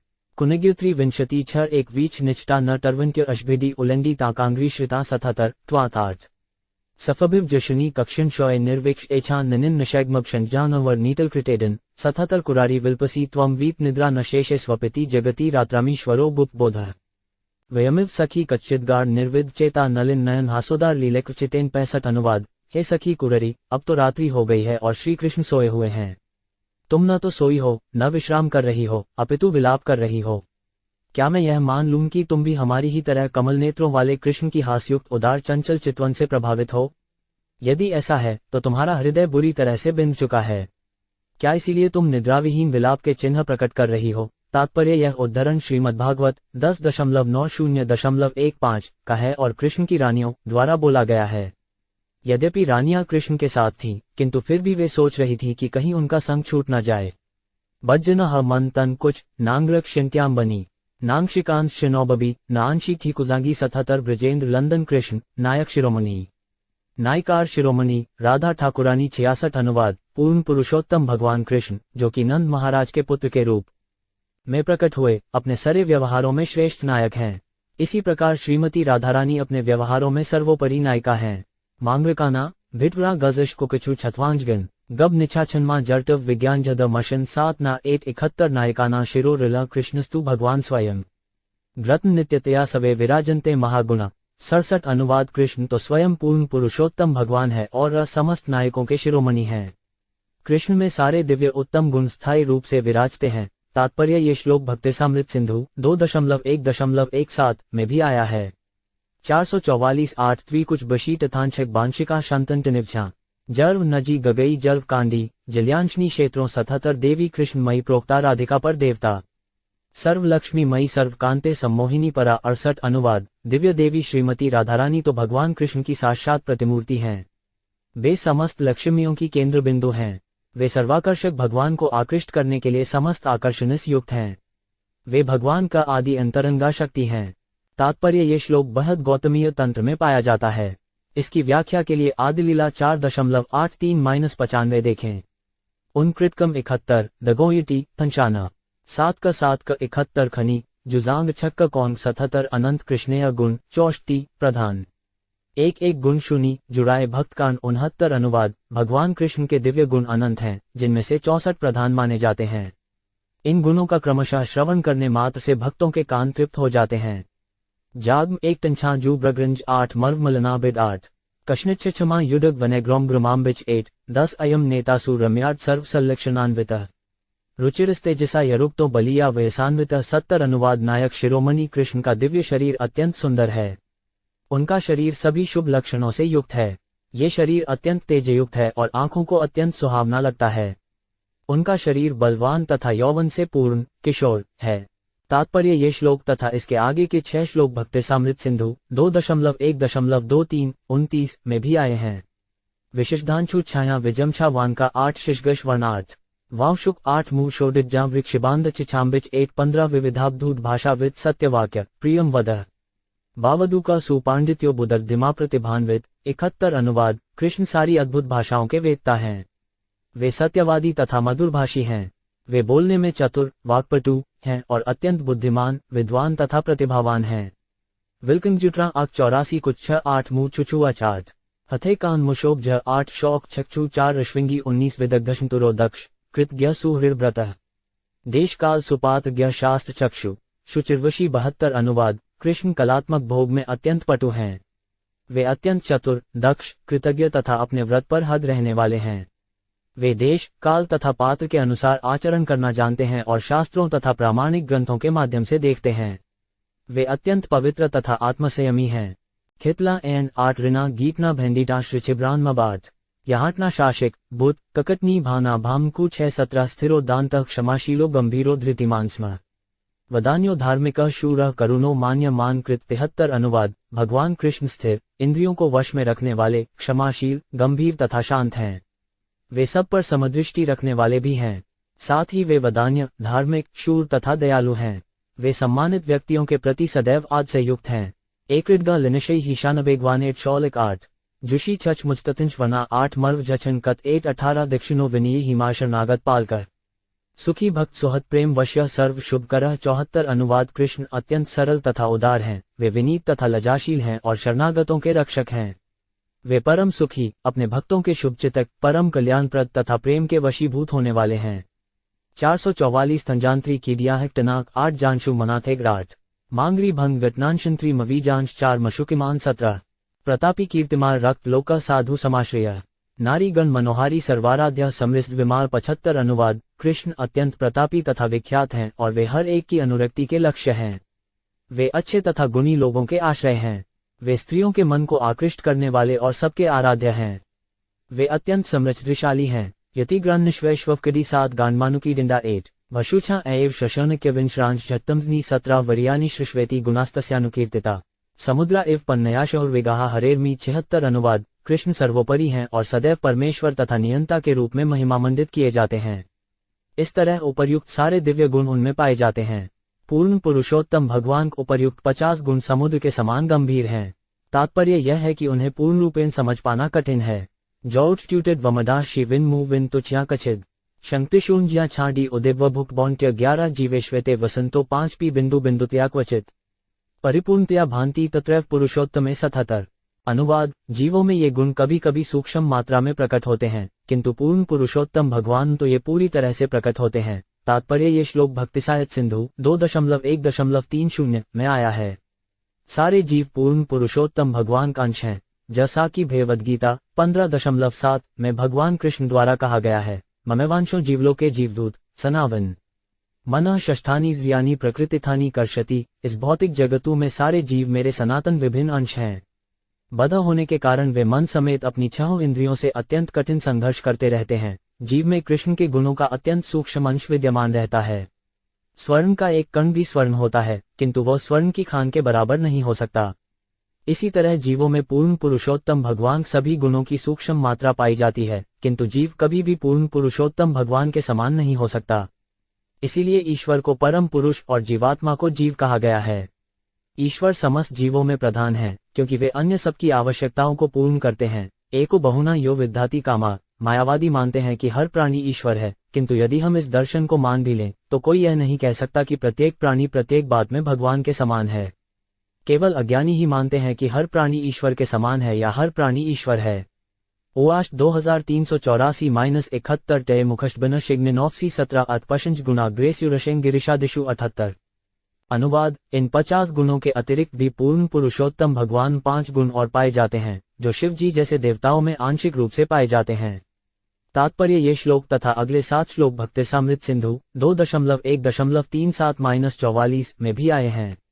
जा अक्ष मंथो 78 मर्व एवछा मिछानुछन 8 जफिप्न न जोन छत 8 मर्व शिक्षी मित्विच 4 17 जाक्षाइत 7 ना 1 297 टे न जीगोपवजन 8 जविच्छी बश बंशी 8 टरकाई बनका 3 विशेष 8 70 जवडाग्रामनी व्यूष इछानवी बंशी आंग्रिक 8 जांडांग्रोम भेगोकर इछानी कुटिच किनांडुछा 70 सदा स्वरूप संप्राप्त सर्वज्ञो नित्य नूतन सच्चिदानंद सांद्रार सर्व सिद्धि निषेवित 79 अथोचिंते गुण पन्युग्रे लक्ष्मीशादी वर्तिन अविचित्य महाशक्ति कोटि ब्रह्मांड विग्रह 80 अवतारावली बीजम हत्तारी गतिदायक आत्माराम गणाकर्षात्यमी कृष्णे किलाद्भुता 81।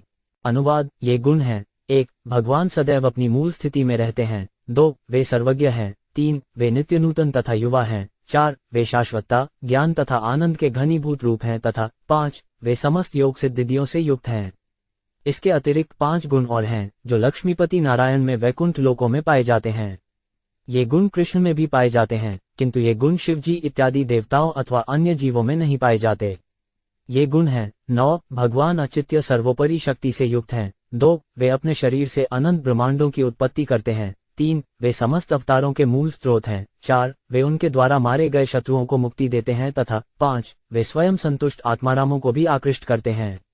यद्यपि ये गुण वैकुंठ लोक के प्रधान विग्रह नारायण में पाए जाते हैं, किंतु कृष्ण में तो ये और भी अद्भुत रूप में मिलते हैं।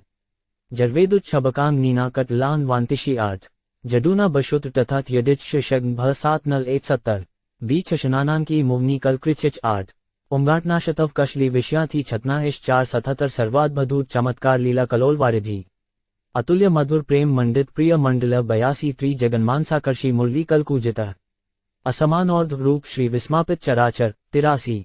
अनुवाद: इन 60 दिव्य गुणों के अतिरिक्त कृष्ण में 4 अन्य दिव्य गुण पाए जाते हैं, जो नारायण में भी नहीं पाए जाते। ये हैं: 1. कृष्ण लीलाओं की तरंगों से पूरित सागर के समान हैं, जो तीनों लोकों में हर प्राणी के भीतर आश्चर्य उत्पन्न करने वाली हैं। 2. वे अपने माधुर्य प्रेम के कार्यकलापों में सदा अपने प्रिय भक्तों से घिरे रहते हैं, जो उनके प्रति अप्रतिम प्रेम रखते हैं। 3. वे अपनी वंशी की मधुर ध्वनि से तीनों लोकों के मनों को आकृष्ट करने वाले हैं। 4. उनका सौंदर्य तथा उनका ऐश्वर्य अद्वितीय है, न तो कोई उनके समान है और न उनसे बढ़कर है। इस तरह तीनों लोकों में भगवान सारे चर एवं अचर जीवों को चमत्कृत करते हैं। वे इतने सुंदर हैं कि वे कृष्ण कहलाते हैं। तात्पर्य: कम बुद्धि वाले मायावादी दार्शनिक इस विषय को ये कहकर छोड़ देते हैं कि कृष्ण का अर्थ काला होता है। कृष्ण के गुणों को न जानने के कारण ये नास्तिक मूल उन्हें पूर्ण पुरुषोत्तम भगवान के रूप में स्वीकार नहीं करते।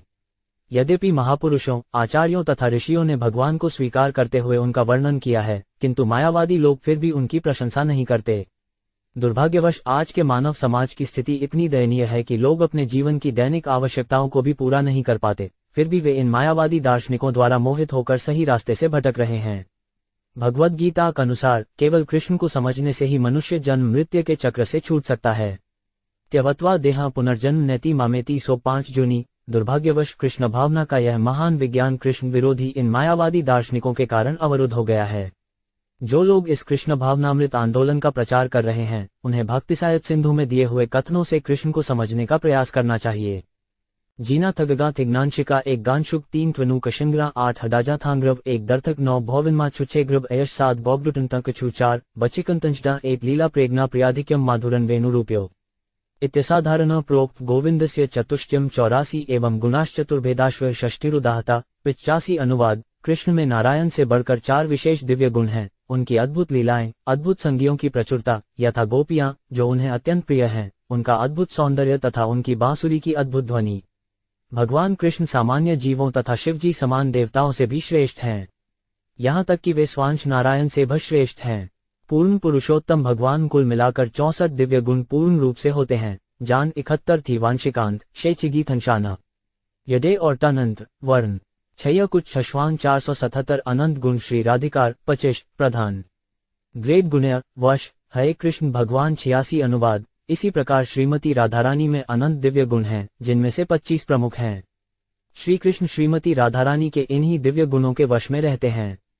ओआश जुनतवटन श्रृंगी 8 की थमवगा 718 मशूत्यगर 1 नव व गमाकलान शोशाजुन खिया छंग दमोछान त्युषाजा गनकाम्बु एक्ची बांशवा 71 मजीव धमनान चिछन जबा यौन नर्क्षन चिन विनीचा ककना शुआई विक्का शनवाभृदों 77 नज्जा बीना मुंह गरगाना आथक भाडीर्य गाननी जू विनाम्हा बशन छाव शंजमान करिय छरनेनी 74 शौकुन थम वर्णजित शेर दुनी नजन गनो 8 और अवशियु 7 कर्तंश जथी धनगिदा वनी 0 कुक्तिंग रामनी बुजगा जरछालेव टिकनवा वचना किए 7 1 नोंडना 1 मशगंडीछा शतवब्जित 99 अत वृंदावनेश्वरग्रा कीर्तिन्ते प्रवगा गुणा मधुरियम नवयाश्चलापारो ज्वल स्मिता चारु सौभाग्य रेखाध्या गंधोन्मादित माधवा 87 सिढ़ीत प्रसराभिज्ञा रम्यवा नर्म पंडिता विनीता करुणा पूर्णा विदग्धा पाटवान्विता 88 लज्जाशीला सुमर्ग्राडा धैर्य गांभीर्य शालिनी सुविलासा महाभाव परमोत्कर्ष तर्शिनी 89 गोकुल प्रेम वस्तिरगछेनी लसदुग्रशा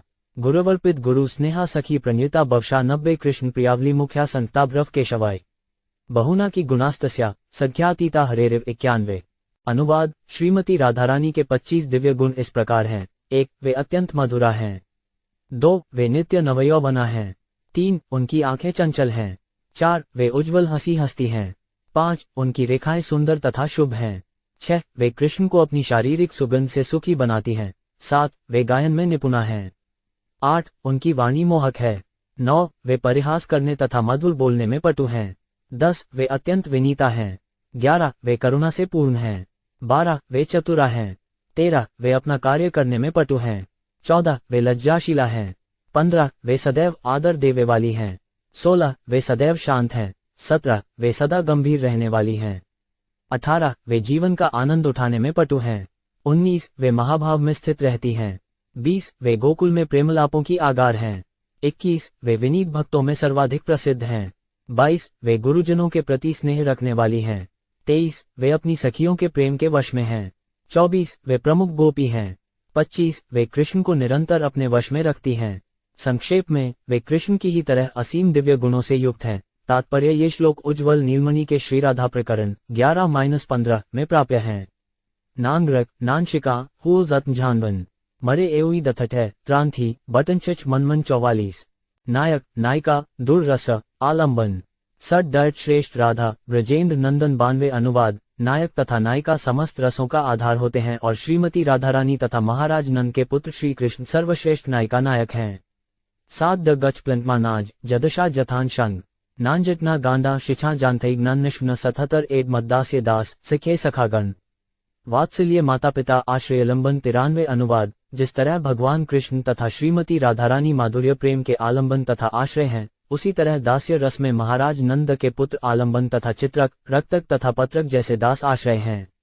इसी प्रकार दिव्य सख्य रस में कृष्ण आलंबन हैं और श्रीडमा, सुदामा तथा सुबल जैसे मित्र आश्रय हैं। दिव्य वात्सल्य रस में कृष्ण आलंबन हैं और माता यशोदा तथा महाराज नंद आश्रय हैं। देतम झानुचित टेटच छतभंगे त्यटच ब्रह्मझम जूम छाशंत नकृष 78 एड रस अनुभवे ग्रचे भक्तगण प्रैचे रस है शुन ताहार लक्षण 94। अनुवाद। अब ये सुने कि रस किस तरह प्रकट होते हैं और विभिन्न पदों पर स्थित भक्तों द्वारा वे किस तरह अनुभव किए जाते हैं।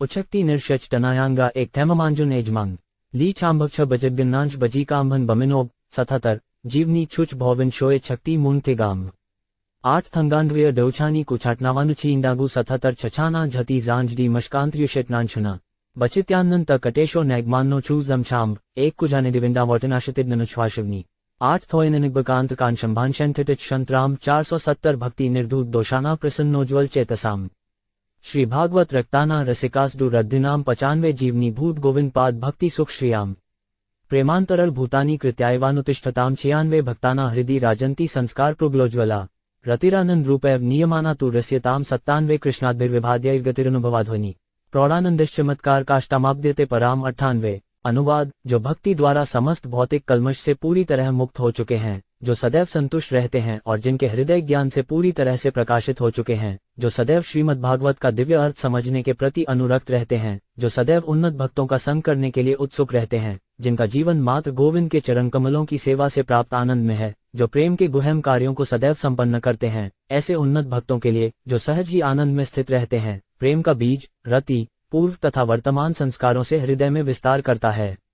इस तरह भावों के अवयवों का मिश्रण स्वादिष्ट बन जाता है और वह भक्त की अनुभूति के अंतर्गत होने से चमत्कार तथा गहरे आनंद के सर्वोच्च पद तक पहुंच जाता है। तात्पर्य ये श्लोक भक्तिसायत सिंधु 2.1.7-10 में पाए जाते हैं। थडे वज जांचरान नानशी झचटिक डेटन कुक्षरक भैग कट व्रम जांचवाष्टन 77 एड़ रस आस्वाद नाही अभक्तेर गने कृष्ण भक्त गण करे रस आस्वाद ने 99। अनुवाद। कृष्ण तथा विभिन्न दिव्य रसों में स्थित भिन्न भिन्न भक्तों के बीच जो आदान प्रदान होता है, उसका अनुभव अभक्तों को नहीं होता। भक्ति में उन्नत भक्ति पूर्ण पुरुषोत्तम भगवान के साथ विभिन्न प्रकार की भक्ति के आदान प्रदान को अच्छी तरह समझ सकते हैं। मर्विशव एवक्षितम 8 उज्गांताबुरु मर्वत्वरयित कृत्वानुत्माटिच 000 सर्वथेव दुरुहो 5 यमभक्तेर भगवद्गस तत्पादाम्बुजे सर्वस्वैर भक्तेरवानुरस्थते 100। अनुवाद। भक्त तथा भगवान के बीच जिस दिव्य रस का आदान प्रदान किया जाता है, उसे अभक्त लोग नहीं समझ सकते। इन्हें समझना सभी तरह से अत्यंत कठिन है, किंतु जिसने भगवान कृष्ण के चरण कमलों में सर्वस्व अर्पित कर दिया है, वह इन दिव्य रसों का आस्वादन कर सकता है। तात्पर्य ये श्लोक भक्तिसामृत सिंधु 2.5.131 में पाया जाता है। जदचकिटिश किन अंडे थंत्याजन विवन शेरन शुक्रबाश धडे कुप थूम शन 005 संक्षेपे कहिलो एव प्रयोजन विवरण पन्यम पुरुषार्थ एव कृष्ण प्रेम धन 101। अनुवाद। ये संक्षिप्त विवरण जीवन के चरम लक्ष्य का विस्तार है।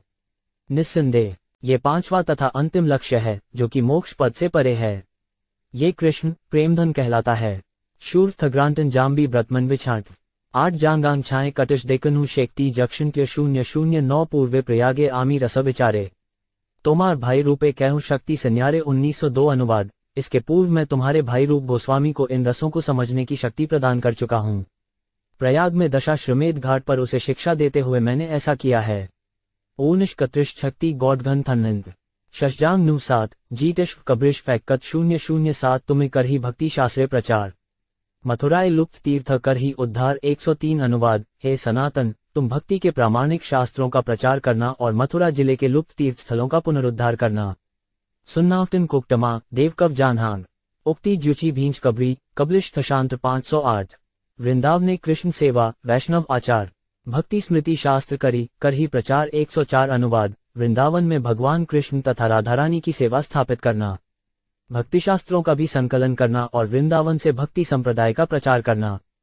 तात्पर्य सनातन गोस्वामी को आदेश हुआ कि 1. भक्ति शास्त्रों का प्रचार करें और भक्ति के सिद्धांतों की स्थापना करें। 2. वृंदावन तथा राधाकुंड जैसे लुप्त तीर्थ स्थलों की पुनः स्थापना करें। 3. मंदिर पूजा की वृंदावन शैली की स्थापना करें और मंदिरों में अर्चा विग्रहों की स्थापना करें। श्री सनातन गोस्वामी ने मदन मोहन मंदिर की तथा रूप गोस्वामी ने गोविंद जी मंदिर की स्थापना की तथा 4. वैष्णव आचरण की व्याख्या करें जैसा कि श्री सनातन गोस्वामी ने हरिभक्ति विलास में किया। इस प्रकार श्री सनातन गोस्वामी को वैष्णव संप्रदाय की स्थापना करने की शक्ति प्रदान की गई। इस संबंध में श्रीनिवास आचार्य ने अपने षड गोस्वामी अष्टक 2 में कहा है, नानाशाख विचारनेक निपुणों सद्धर्म संस्थापकों लोकाना हितकारिणों त्रिभुवने मान्यो शरण्याक्रो। राधा कृष्ण पदारविद भजनानंदेन मत्तालिको वंदे रूप सनातन और रघुयुगो श्री जीव गोपालकान में 6 गोस्वामियों को अर्थात श्री सनातन गोस्वामी, श्री रूप गोस्वामी, श्री रघुनाथ भट्ट गोस्वामी, श्री रघुनाथ दास गोस्वामी, श्री जीव गोस्वामी तथा श्री गोपाल भट्ट गोस्वामी की सादर वंदना करता हूँ, जो समस्त मानवों के लाभार्थ शाश्वत धार्मिक सिद्धांतों की स्थापना करने के उद्देश्य से समस्त शास्त्रों का विश्लेषणात्मक अध्ययन करने में अत्यंत निपुण हैं। इस प्रकार वे तीनों लोकों में सम्मानित हैं और शरण में जाने योग्य शरण्य हैं, क्योंकि वे गोपी भाव में निमग्न रहते हैं और राधा तथा कृष्ण की दिव्य प्रेमाभक्ति करने में लगे रहते हैं। ये कृष्ण भावनामृत आंदोलन 6 गोस्वामियों की विशेषतया श्रील सनातन गोस्वामी तथा श्रील रूप गोस्वामी की परंपरा को आगे बढ़ाने वाला है। इस कृष्ण भावनामृत आंदोलन के निष्ठावान अनुयायियों को वृंदावन संप्रदाय भगवान भक्तिमयी सेवा का सारे विश्व में प्रचार करने के अपने महान दायित्व को समझना चाहिए। अब तो वृंदावन में हमारा एक सुंदर मंदिर है, अतः गंभीर जिज्ञासुओं को इसका लाभ उठाना चाहिए। मैं आशान्वित हूं कि हमारे अनुयायियों में से कोई न कोई अनुयायी इस दायित्व को ग्रहण करके लोगों को कृष्ण भावनामृत की शिक्षा देकर मानवता की सर्वश्रेष्ठ सेवा कर सकता है। शुरचूट वजान खिची भविष्यत वेदिन जुग ट्रेवान ने छान जब नित्यशिन 007 ग्रुप वैराग्य स्थिति संबंध शिखायल शुष्क वैराग्य ज्ञान सब निषेधील 105 अनुवाद। तत्पश्चात श्री चैतन्य महाप्रभु ने सनातन गोस्वामी को विशेष स्थिति के अनुसार उचित व वैराग्य के विषय में बतलाया और सभी प्रकार से शुष्क वैराग्य तथा शुष्क ज्ञान का निषेध किया। तात्पर्य शुष्क वैराग्य तथा युक्त वैराग्य समझने की यही विधि है। भगवद गीता 6.17 में कहा गया है, युक्ताहार विहारस्य वुच्चेत्स्य कर्मसु युक्त स्वनावबोधस्य योगो भवति दोखा। जो खाने, सोने, काम करने तथा आमोद प्रमोद के मामले में संयमित है, वह योग पद्धति के अभ्यास से सारे भौतिक दुखों को दूर कर सकता है। कृष्ण भावनामृत संप्रदाय का प्रसार करने के लिए देश, काल तथा पात्र के अनुसार वैराग्य की संभावना सीखनी होगी। पाश्चात्य देशों में कृष्ण भावनामृत के इच्छुक पात्र को भौतिक स्थिति से वैराग्य के विषय में बतलाया जाना चाहिए, किंतु भारत जैसे देश के लोगों को भिन्न ढंग से सिखाना चाहिए। आचार्य, गुरु को देश, काल तथा पात्र पर विचार करना होगा। उसे नियमाग्रह सिद्धांत से बचना होगा, अर्थात असंभव कार्य करने का प्रयास नहीं करना चाहिए। हो सकता है कि जो एक देश में संभव हो वह दूसरे देश में संभव न हो। आचार्य का कर्तव्य है कि वह भक्ति के सार को ग्रहण करे। जहां तक युक्त वैश्य का प्रश्न है, उसमें यत्र तत्र थोड़ा बहुत परिवर्तन हो सकता है। श्री चैतन्य महाप्रभु ने शुष्क वैराग्य का निषेध किया है और हमने भी अपने गुरु श्री श्रीमद् भक्ति सिद्धांत सरस्वती ठाकुर गोस्वामी से यही सीखा है। भक्ति के सार को ही ग्रहण करना चाहिए, बाह्य साज सामग्री को नहीं। सनातन गोस्वामी ने वैष्णव स्मृति हरिभक्ति विलास की रचना की, जो विशेष रूप से भारत के निमित्त थी। उन दिनों भारत में स्मार्त विधि का अनुपालन कुछ हद तक किया जा रहा था। श्रील सनातन गोस्वामी को इसे ध्यान में रखना था और उन्होंने हरिभक्ति विलास की रचना इसे ध्यान में रखकर की। स्मार्त ब्राह्मणों के अनुसार जो व्यक्ति ब्राह्मण कुल में उत्पन्न नहीं होता वो ब्राह्मण नहीं हो सकता, किंतु सनातन गोस्वामी हरिभक्ति विलास 2.12 में कहते हैं कि दीक्षा के द्वारा कोई भी व्यक्ति ब्राह्मण बन सकता है। यथा कांजंतान याति कांस्य रस विधानत तथा दीक्षा विधानन द्विजित्व जायते निर्णाय। जिस प्रकार कौस्य धातु में रासायनिक प्रक्रिया से पारा मिलाया जाता है तो वह धातु सोना बन जाती है, इसी प्रकार यदि किसी को समुचित प्रशिक्षण के द्वारा किसी प्रामाणिक गुरु से दीक्षा दी जाए तो वह तुरंत ब्राह्मण बन जाता है। स्मार्त विधि तथा गोस्वामी विधि में अंतर होता है। स्मार्त विधि के अनुसार ब्राह्मण कुल में उत्पन्न हुए बिना कोई ब्राह्मण नहीं स्वीकार किया जा सकता। गोस्वामी विधि हरिभक्ति विलास तथा नारद पश्यात के अनुसार कोई भी व्यक्ति प्रामाणिक गुरु से दीक्षा प्राप्त करके ब्राह्मण बन सकता है। श्रीमद्भागवत 2.4.18 में शुकदेव गोस्वामी का भी यही निर्णय है। किराथोनाश पुलिंद कुलक्ष आशभीर शुंभा यवना खसादय ये उन्ये च पापा यद्पाश्रयाश्रया जुधयंती तस्मे प्रभविष्णुबे नमः। किरात, हूण, आंध्र, पुलिन, पुलकश, आभीर, शुंभ, यवन तथा खस जातियों के सदस्य और वे लोग भी जो पाप में कार्य करते हैं परम शक्तिमान भगवान भक्तों की शरण लेने से शुद्ध हो सकते हैं। मैं उन भगवान सादर प्रणाम करता हूँ। यदि वैष्णव अपने प्रामाणिक गुरु द्वारा बताए गए विधि विधानों का पालन करता है तो वह तुरंत शुद्ध हो जाता है। यह आवश्यक नहीं है कि भारत में जिन विधि विधानों का पालन किया जा रहा हो वे उसी रूप में यूरोप, अमेरिका या अन्य पाश्चात्य देशों में हो। बिना प्रभाव के कोरा अनुकरण करना नियमाग्रह कहलाता है। विधि विधानों का पालन न करके विलासितापूर्ण ढंग से जीवन बिताना भी नियमाग्रह कहलाता है। नियमों का अर्थ है विधि विधान और आग्रह का अर्थ है उत्सुकता। आग्रह का अर्थ है स्वीकार न करना। न तो हमें विधि विधानों का बिना प्रभाव पालन करना चाहिए, न ही उन्हें स्वीकार करने से बचना चाहिए। देश, काल तथा पात्र के अनुसार विशेष विधि की आवश्यकता होती है। हमें प्रामाणिक गुरु का आदेश प्राप्त किए बिना अनुकरण नहीं करना चाहिए। यहाँ जिस सिद्धांत की संस्तुति की गई है वह है शुष्क वैराग्य ज्ञान सब निषेधिल। ये श्री चैतन्य महाप्रभु द्वारा भक्ति संप्रदाय का उदार प्रदर्शन है। हमें प्रामाणिक गुरु का आदेश प्राप्त किए बिना कोई भी नई बात मनमाने ढंग से चालू नहीं करनी चाहिए। इस संदर्भ में श्री भक्तिसिद्धांत सरस्वती ठाकुर ने श्री रूप गोस्वामी के 2 श्लोक भक्तिरसायत सिंधु 1:2.0-256 उद्धृत करते हुए संकेत किया है। अनासक्तस्य विषया यथामुपयुञ्जतः निर्बंध कृष्ण संबंधे युक्त वैराग्यमुच्यते प्रापश्चिक्तया बुद्धया हारिसे बंधे वस्तुन मुमुक्षुभ्य परित्यागो वैराग्यम फल्गु कथयते। जब मनुष्य किसी वस्तु के प्रति आसक्त नहीं रहता किंतु हर वस्तु को कृष्ण से संबंधित स्वीकार करता है तब वह कब्जे की भावना से परे भली भांति स्थित होता है। दूसरी ओर जो व्यक्ति कृष्ण से वस्तु का संबंध जाने बिना हर वस्तु का परित्याग करता है उसका वैराग्य पूर्ण नहीं होता। भक्ति का प्रचार करते समय मनुष्य को इन श्लोकों पर गंभीरतापूर्वक विचार करना चाहिए। जशघडो मर्ग देवछानांश देअब 8 ककने अव 5 निर्बद्या निंदकांत 8 जभू 4 थमुन 8 ऋणी 007 जडुडे 8 मतच नौटर्यात्री गछाना चुचमिशगा 4 भगमार्षिद मिटना युषिटई मचच 8 जमत्य शिग्न 001 अद्वेष्टा सर्वभूतानन मैत्र करुण एव च निर्ममो निरहद्दार सम दुहक सुखक क्षमी 106 संतुष्ट सततम ग्रोगी गृतात्मा हृर निश्चय मयर्पित मनो बुद्धिग्नो मद्भक्त समय प्रिय 107 अनुवाद। जो ईर्ष्यालु नहीं है अपितु सारे जीवों का दयालु मित्र है, जो अपने आप को स्वामी नहीं मानता, जो मिथ्या अहंकार से रहित है, जो सुख तथा दुहक दोनों में संभाव रखता है, जो सदैव संतुष्ट रहता है, जो क्षमावान तथा आत्मसंयमी है, जो संकल्प के साथ भक्ति में संलग्न रहता है और जिसका मन तथा बुद्धि मुझ में समर्पित है, ऐसा भक्त मुझे अत्यंत प्रिय है। तात्पर्य मनुष्य को अन्य जाति या राष्ट्र के लोगों से ईर्ष्या नहीं करनी चाहिए। ऐसा नहीं है कि केवल भारतीय या केवल ब्राह्मण ही वैष्णव बन सकते हैं। कोई भी व्यक्ति वैष्णव बन सकता है। इसलिए हमें स्वीकार करना होगा कि भक्ति संप्रदाय विश्व भर में फैले। यही असली अद्वेष है। साथ ही मित्र शब्द सूचित करता है कि जो व्यक्ति विश्वभर में भक्ति संप्रदाय का प्रचार कर सकता है उसे तो हर एक का समान रूप से मित्र होना चाहिए। ये 2 श्लोक तथा अगले 6 श्लोक भगवद गीता 12.13-20 में श्री कृष्ण के वचन हैं। सांतमांशिटिच टनाट का टलाकांटमराशिटिच छूग 4 डराग्रिय छग्रांट प्रशगुट का यह 4 ज 5 टय थेग्न 0507 ग्रस्मानोद्विजते लोको लोकानोद्विजते तु ग्रह हर्षामर्ष भयोदय गैर मुक्तों श्रव सच में प्रिय 108 अनुवाद। जिससे किसी को कोई कष्ट नहीं पहुंचता और जो किसी से विचलित नहीं होता, जो हर्ष, क्रोध, भय तथा चिंता से मुक्त है, वो मुझे अत्यंत प्रिय है। झांशक्र 8 खछई कैपांजिटनो षण्वुष 3 जर्वैष्णित शवृजांत्री टियाटय छक 8 जटम शिग्न 007 अनपेक्ष शुचिदिक्ष उदासीनो गत व्यत सर्वारंभ परित्यागी ग्रोह में भक्त स में प्रिय 109 अनुवाद। अंडस्को जो भक्त किसी अन्य पर आश्रित न रहकर केवल मुझ पर आश्रित रहता है, जो भीतर तथा बाहर से शुद्ध है, जो दक्ष है, जो भौतिक वस्तुओं के प्रति उदासीन है, जो निश्चिंत है, जो समस्त कष्टों से रहित है और जो सारे पुण्य तथा पाप कार्यों को त्याग देता है, वो मुझे अत्यंत प्रिय है। तात्पर्य अनपेक्षा शब्द का अर्थ यह है कि भक्त को न तो संसारी लोगों की परवाह करनी चाहिए, न ही उन पर आश्रित रहना चाहिए। उसे केवल पूर्ण पुरुषोत्तम भगवान पर आश्रित रहना चाहिए तथा भौतिक इच्छाओं से रहित होना चाहिए। उसे भीतर और बाहर से शुद्ध होना चाहिए। बाहर से शुद्ध रहने के लिए नित्य ही साबुन तथा तेल लगाकर नहाना चाहिए और भीतर से शुद्ध रहने के लिए उसे सदैव कृष्ण के विचारों में निमग्न रहना चाहिए। संवारित परित्यागी शब्द बतलाता है कि भक्त को पुण्य तथा पाप कर्मों की स्मार्त विधि में रुचि नहीं लेनी चाहिए।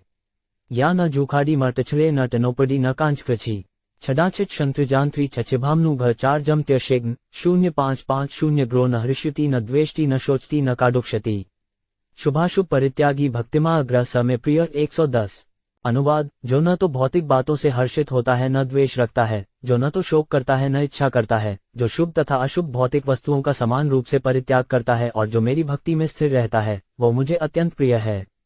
जब शनो छ गिट छ छशा मानांश मान निडगा 8 शोच्छाक मुटनु 4 मब 8 मज विविच 8000 छुना निन शम चुचटियानी मडुडहे टयन टेक्नची 9 जनिट कच 8 खित गचियुन दिधाटनाथित्यानम 8004 सम शत्रोचर मित्रे च तथा मानापमानियो शीतोष्ण सुख दुखेशु सम सर्व विवर्जितर 111 तुल्य निंदा स्तुतिमोनि संतुष्टो ग्रेन केंचित अनिकेतः स्थिर मतिर्भक्तिमान से प्रियो नरः 112 अनुवाद। जो मित्रों तथा शत्रुओं के प्रति संभाव रखता है, जो मान तथा अपमान, गर्मी तथा सर्दी, सुख तथा दुहक, यश तथा अपयश में एक समान रहता है, जो भौतिक वस्तुओं से सदैव कलमशहित, गंभीर तथा संतुष्ट रहता है, जो किसी प्रकार के घर बार की परवाह नहीं करता तथा जो भक्ति में सदैव स्थिर रहता है, वो मुझे अत्यंत प्रिय है।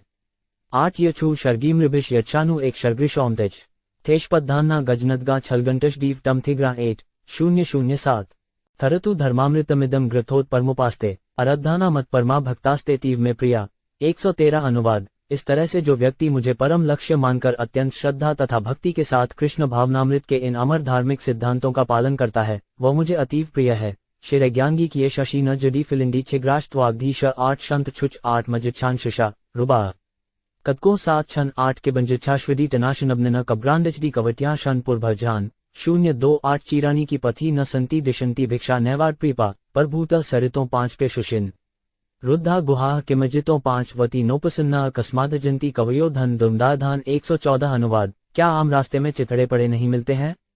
क्या दूसरों का पालन करने के लिए जीवित रहने वाले वृक्ष अब भिक्षा दान नहीं करते? कया नदियां सूख जाने के कारण अब प्यासे को जल नहीं देती? कया पर्वत की गुफाएं अब बंद हो चुकी हैं अथवा कया अजेय भगवान पूर्ण शरणागतों की रक्षा नहीं करते?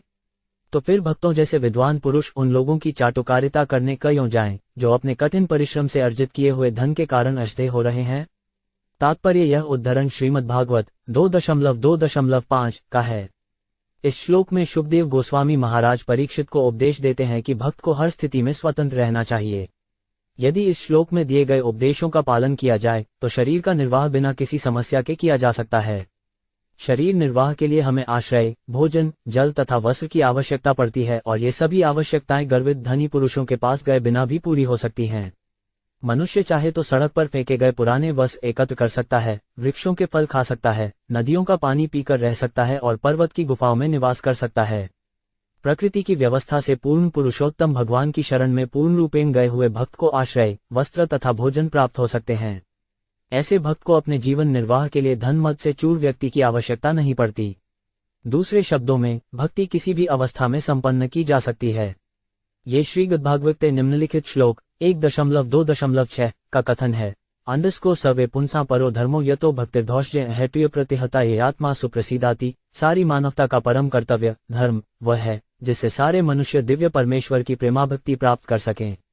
ऐसी भक्ति को निस्वार्थ और अवरोध रहित होना चाहिए जिससे पूर्ण आत्मतुष्टि हो सके। ये श्लोक बतलाता है कि भक्ति को किसी भी भौतिक दशा द्वारा रोका नहीं जा सकता। उठे जनांदन भव जिग्कान शुचना डांगवच मिक्कांड भू जकनी कशला 05078 तबे सनातन सब सिद्धांत पुछिला।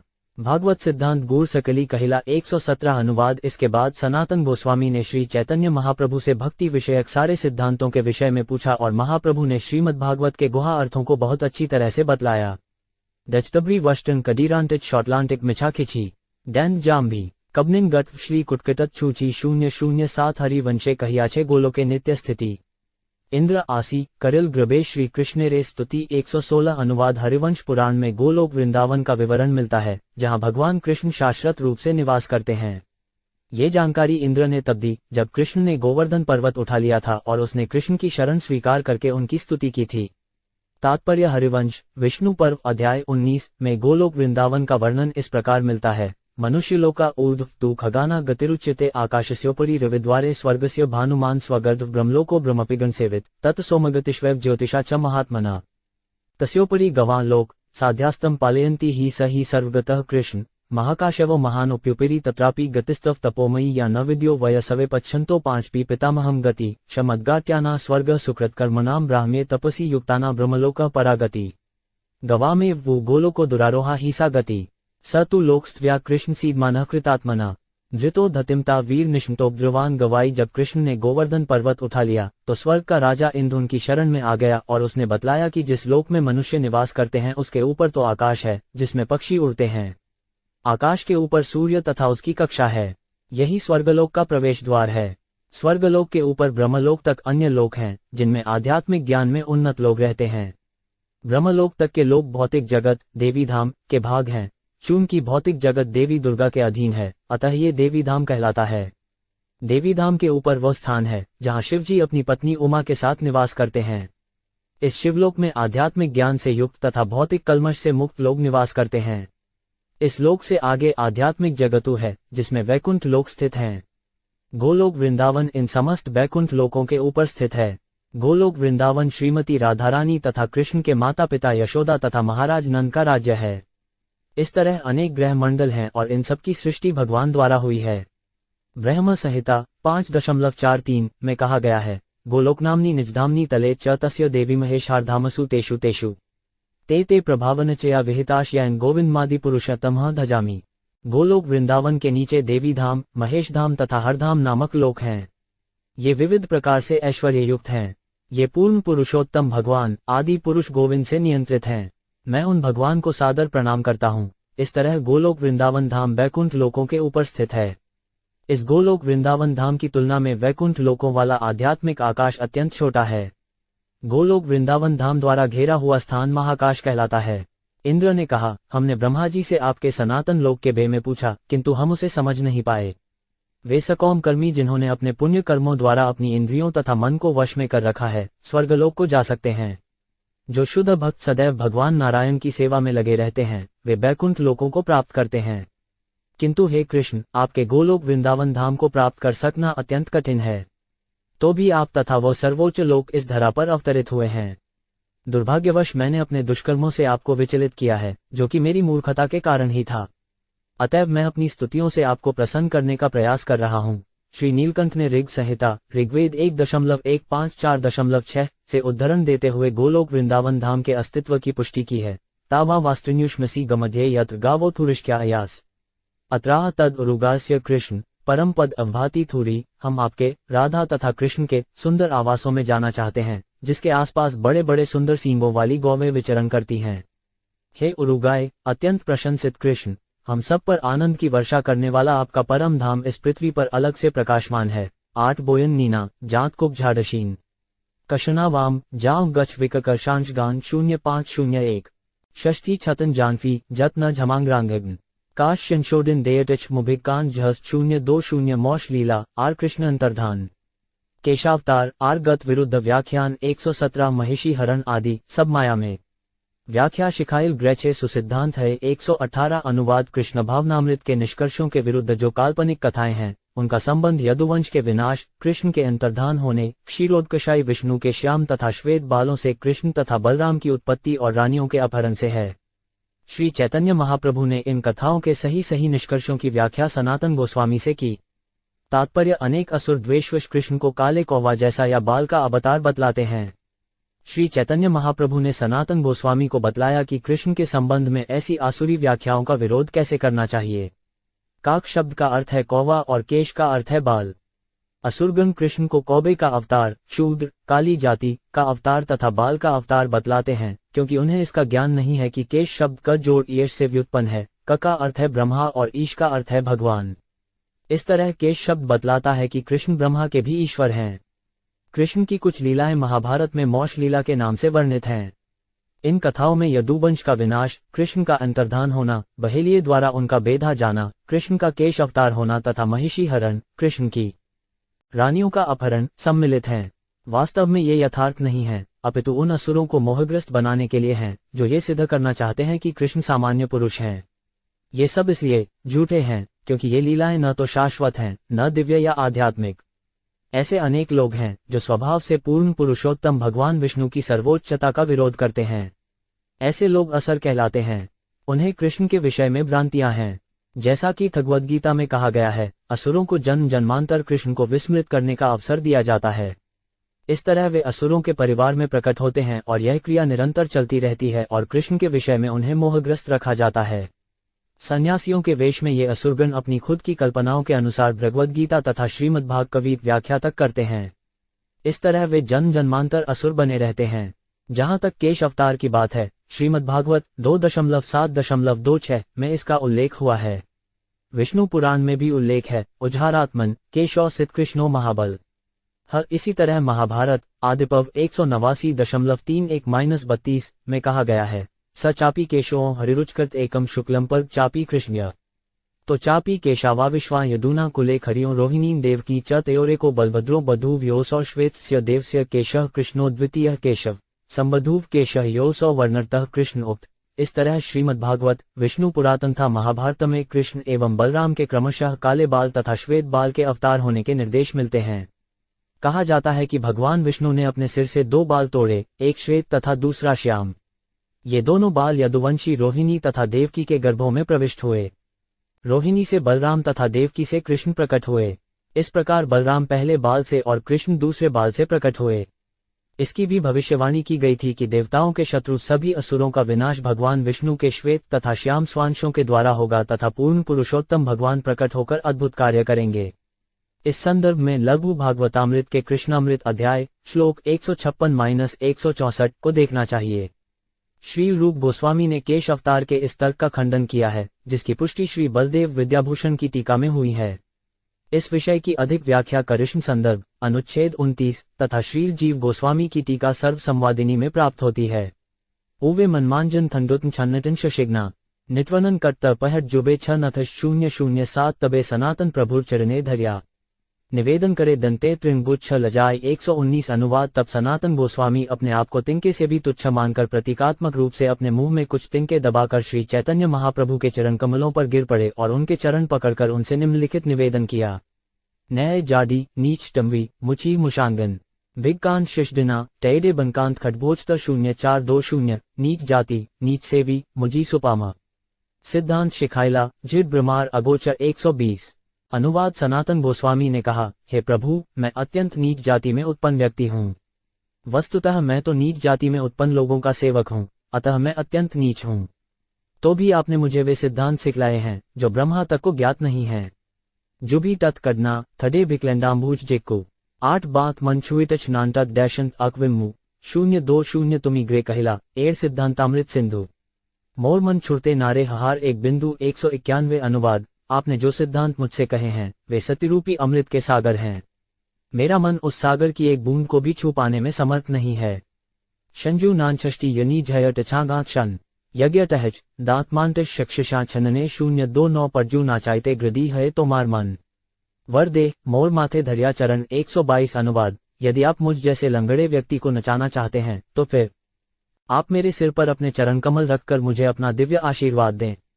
बुची टे शिशा टजांट सफुकेक जकन थे टजाम्बांग वतन दे टच शट दबावन 027 मुझी ग्रे शिखलूं तोरिस फुरूक सकल एड तोमार वर हते हबे मोरबल 123 अनुवाद। क्या अब आप कृपा करके मुझसे कहेंगे कि जो कुछ मैंने तुमसे कहा है वह सब तुम में पूरी तरह से प्रकट हो जाए। मुझे ऐसा वरदान देकर आप मुझे वह शक्ति प्रदान करेंगे जिससे मैं इसका वर्णन कर सकूं।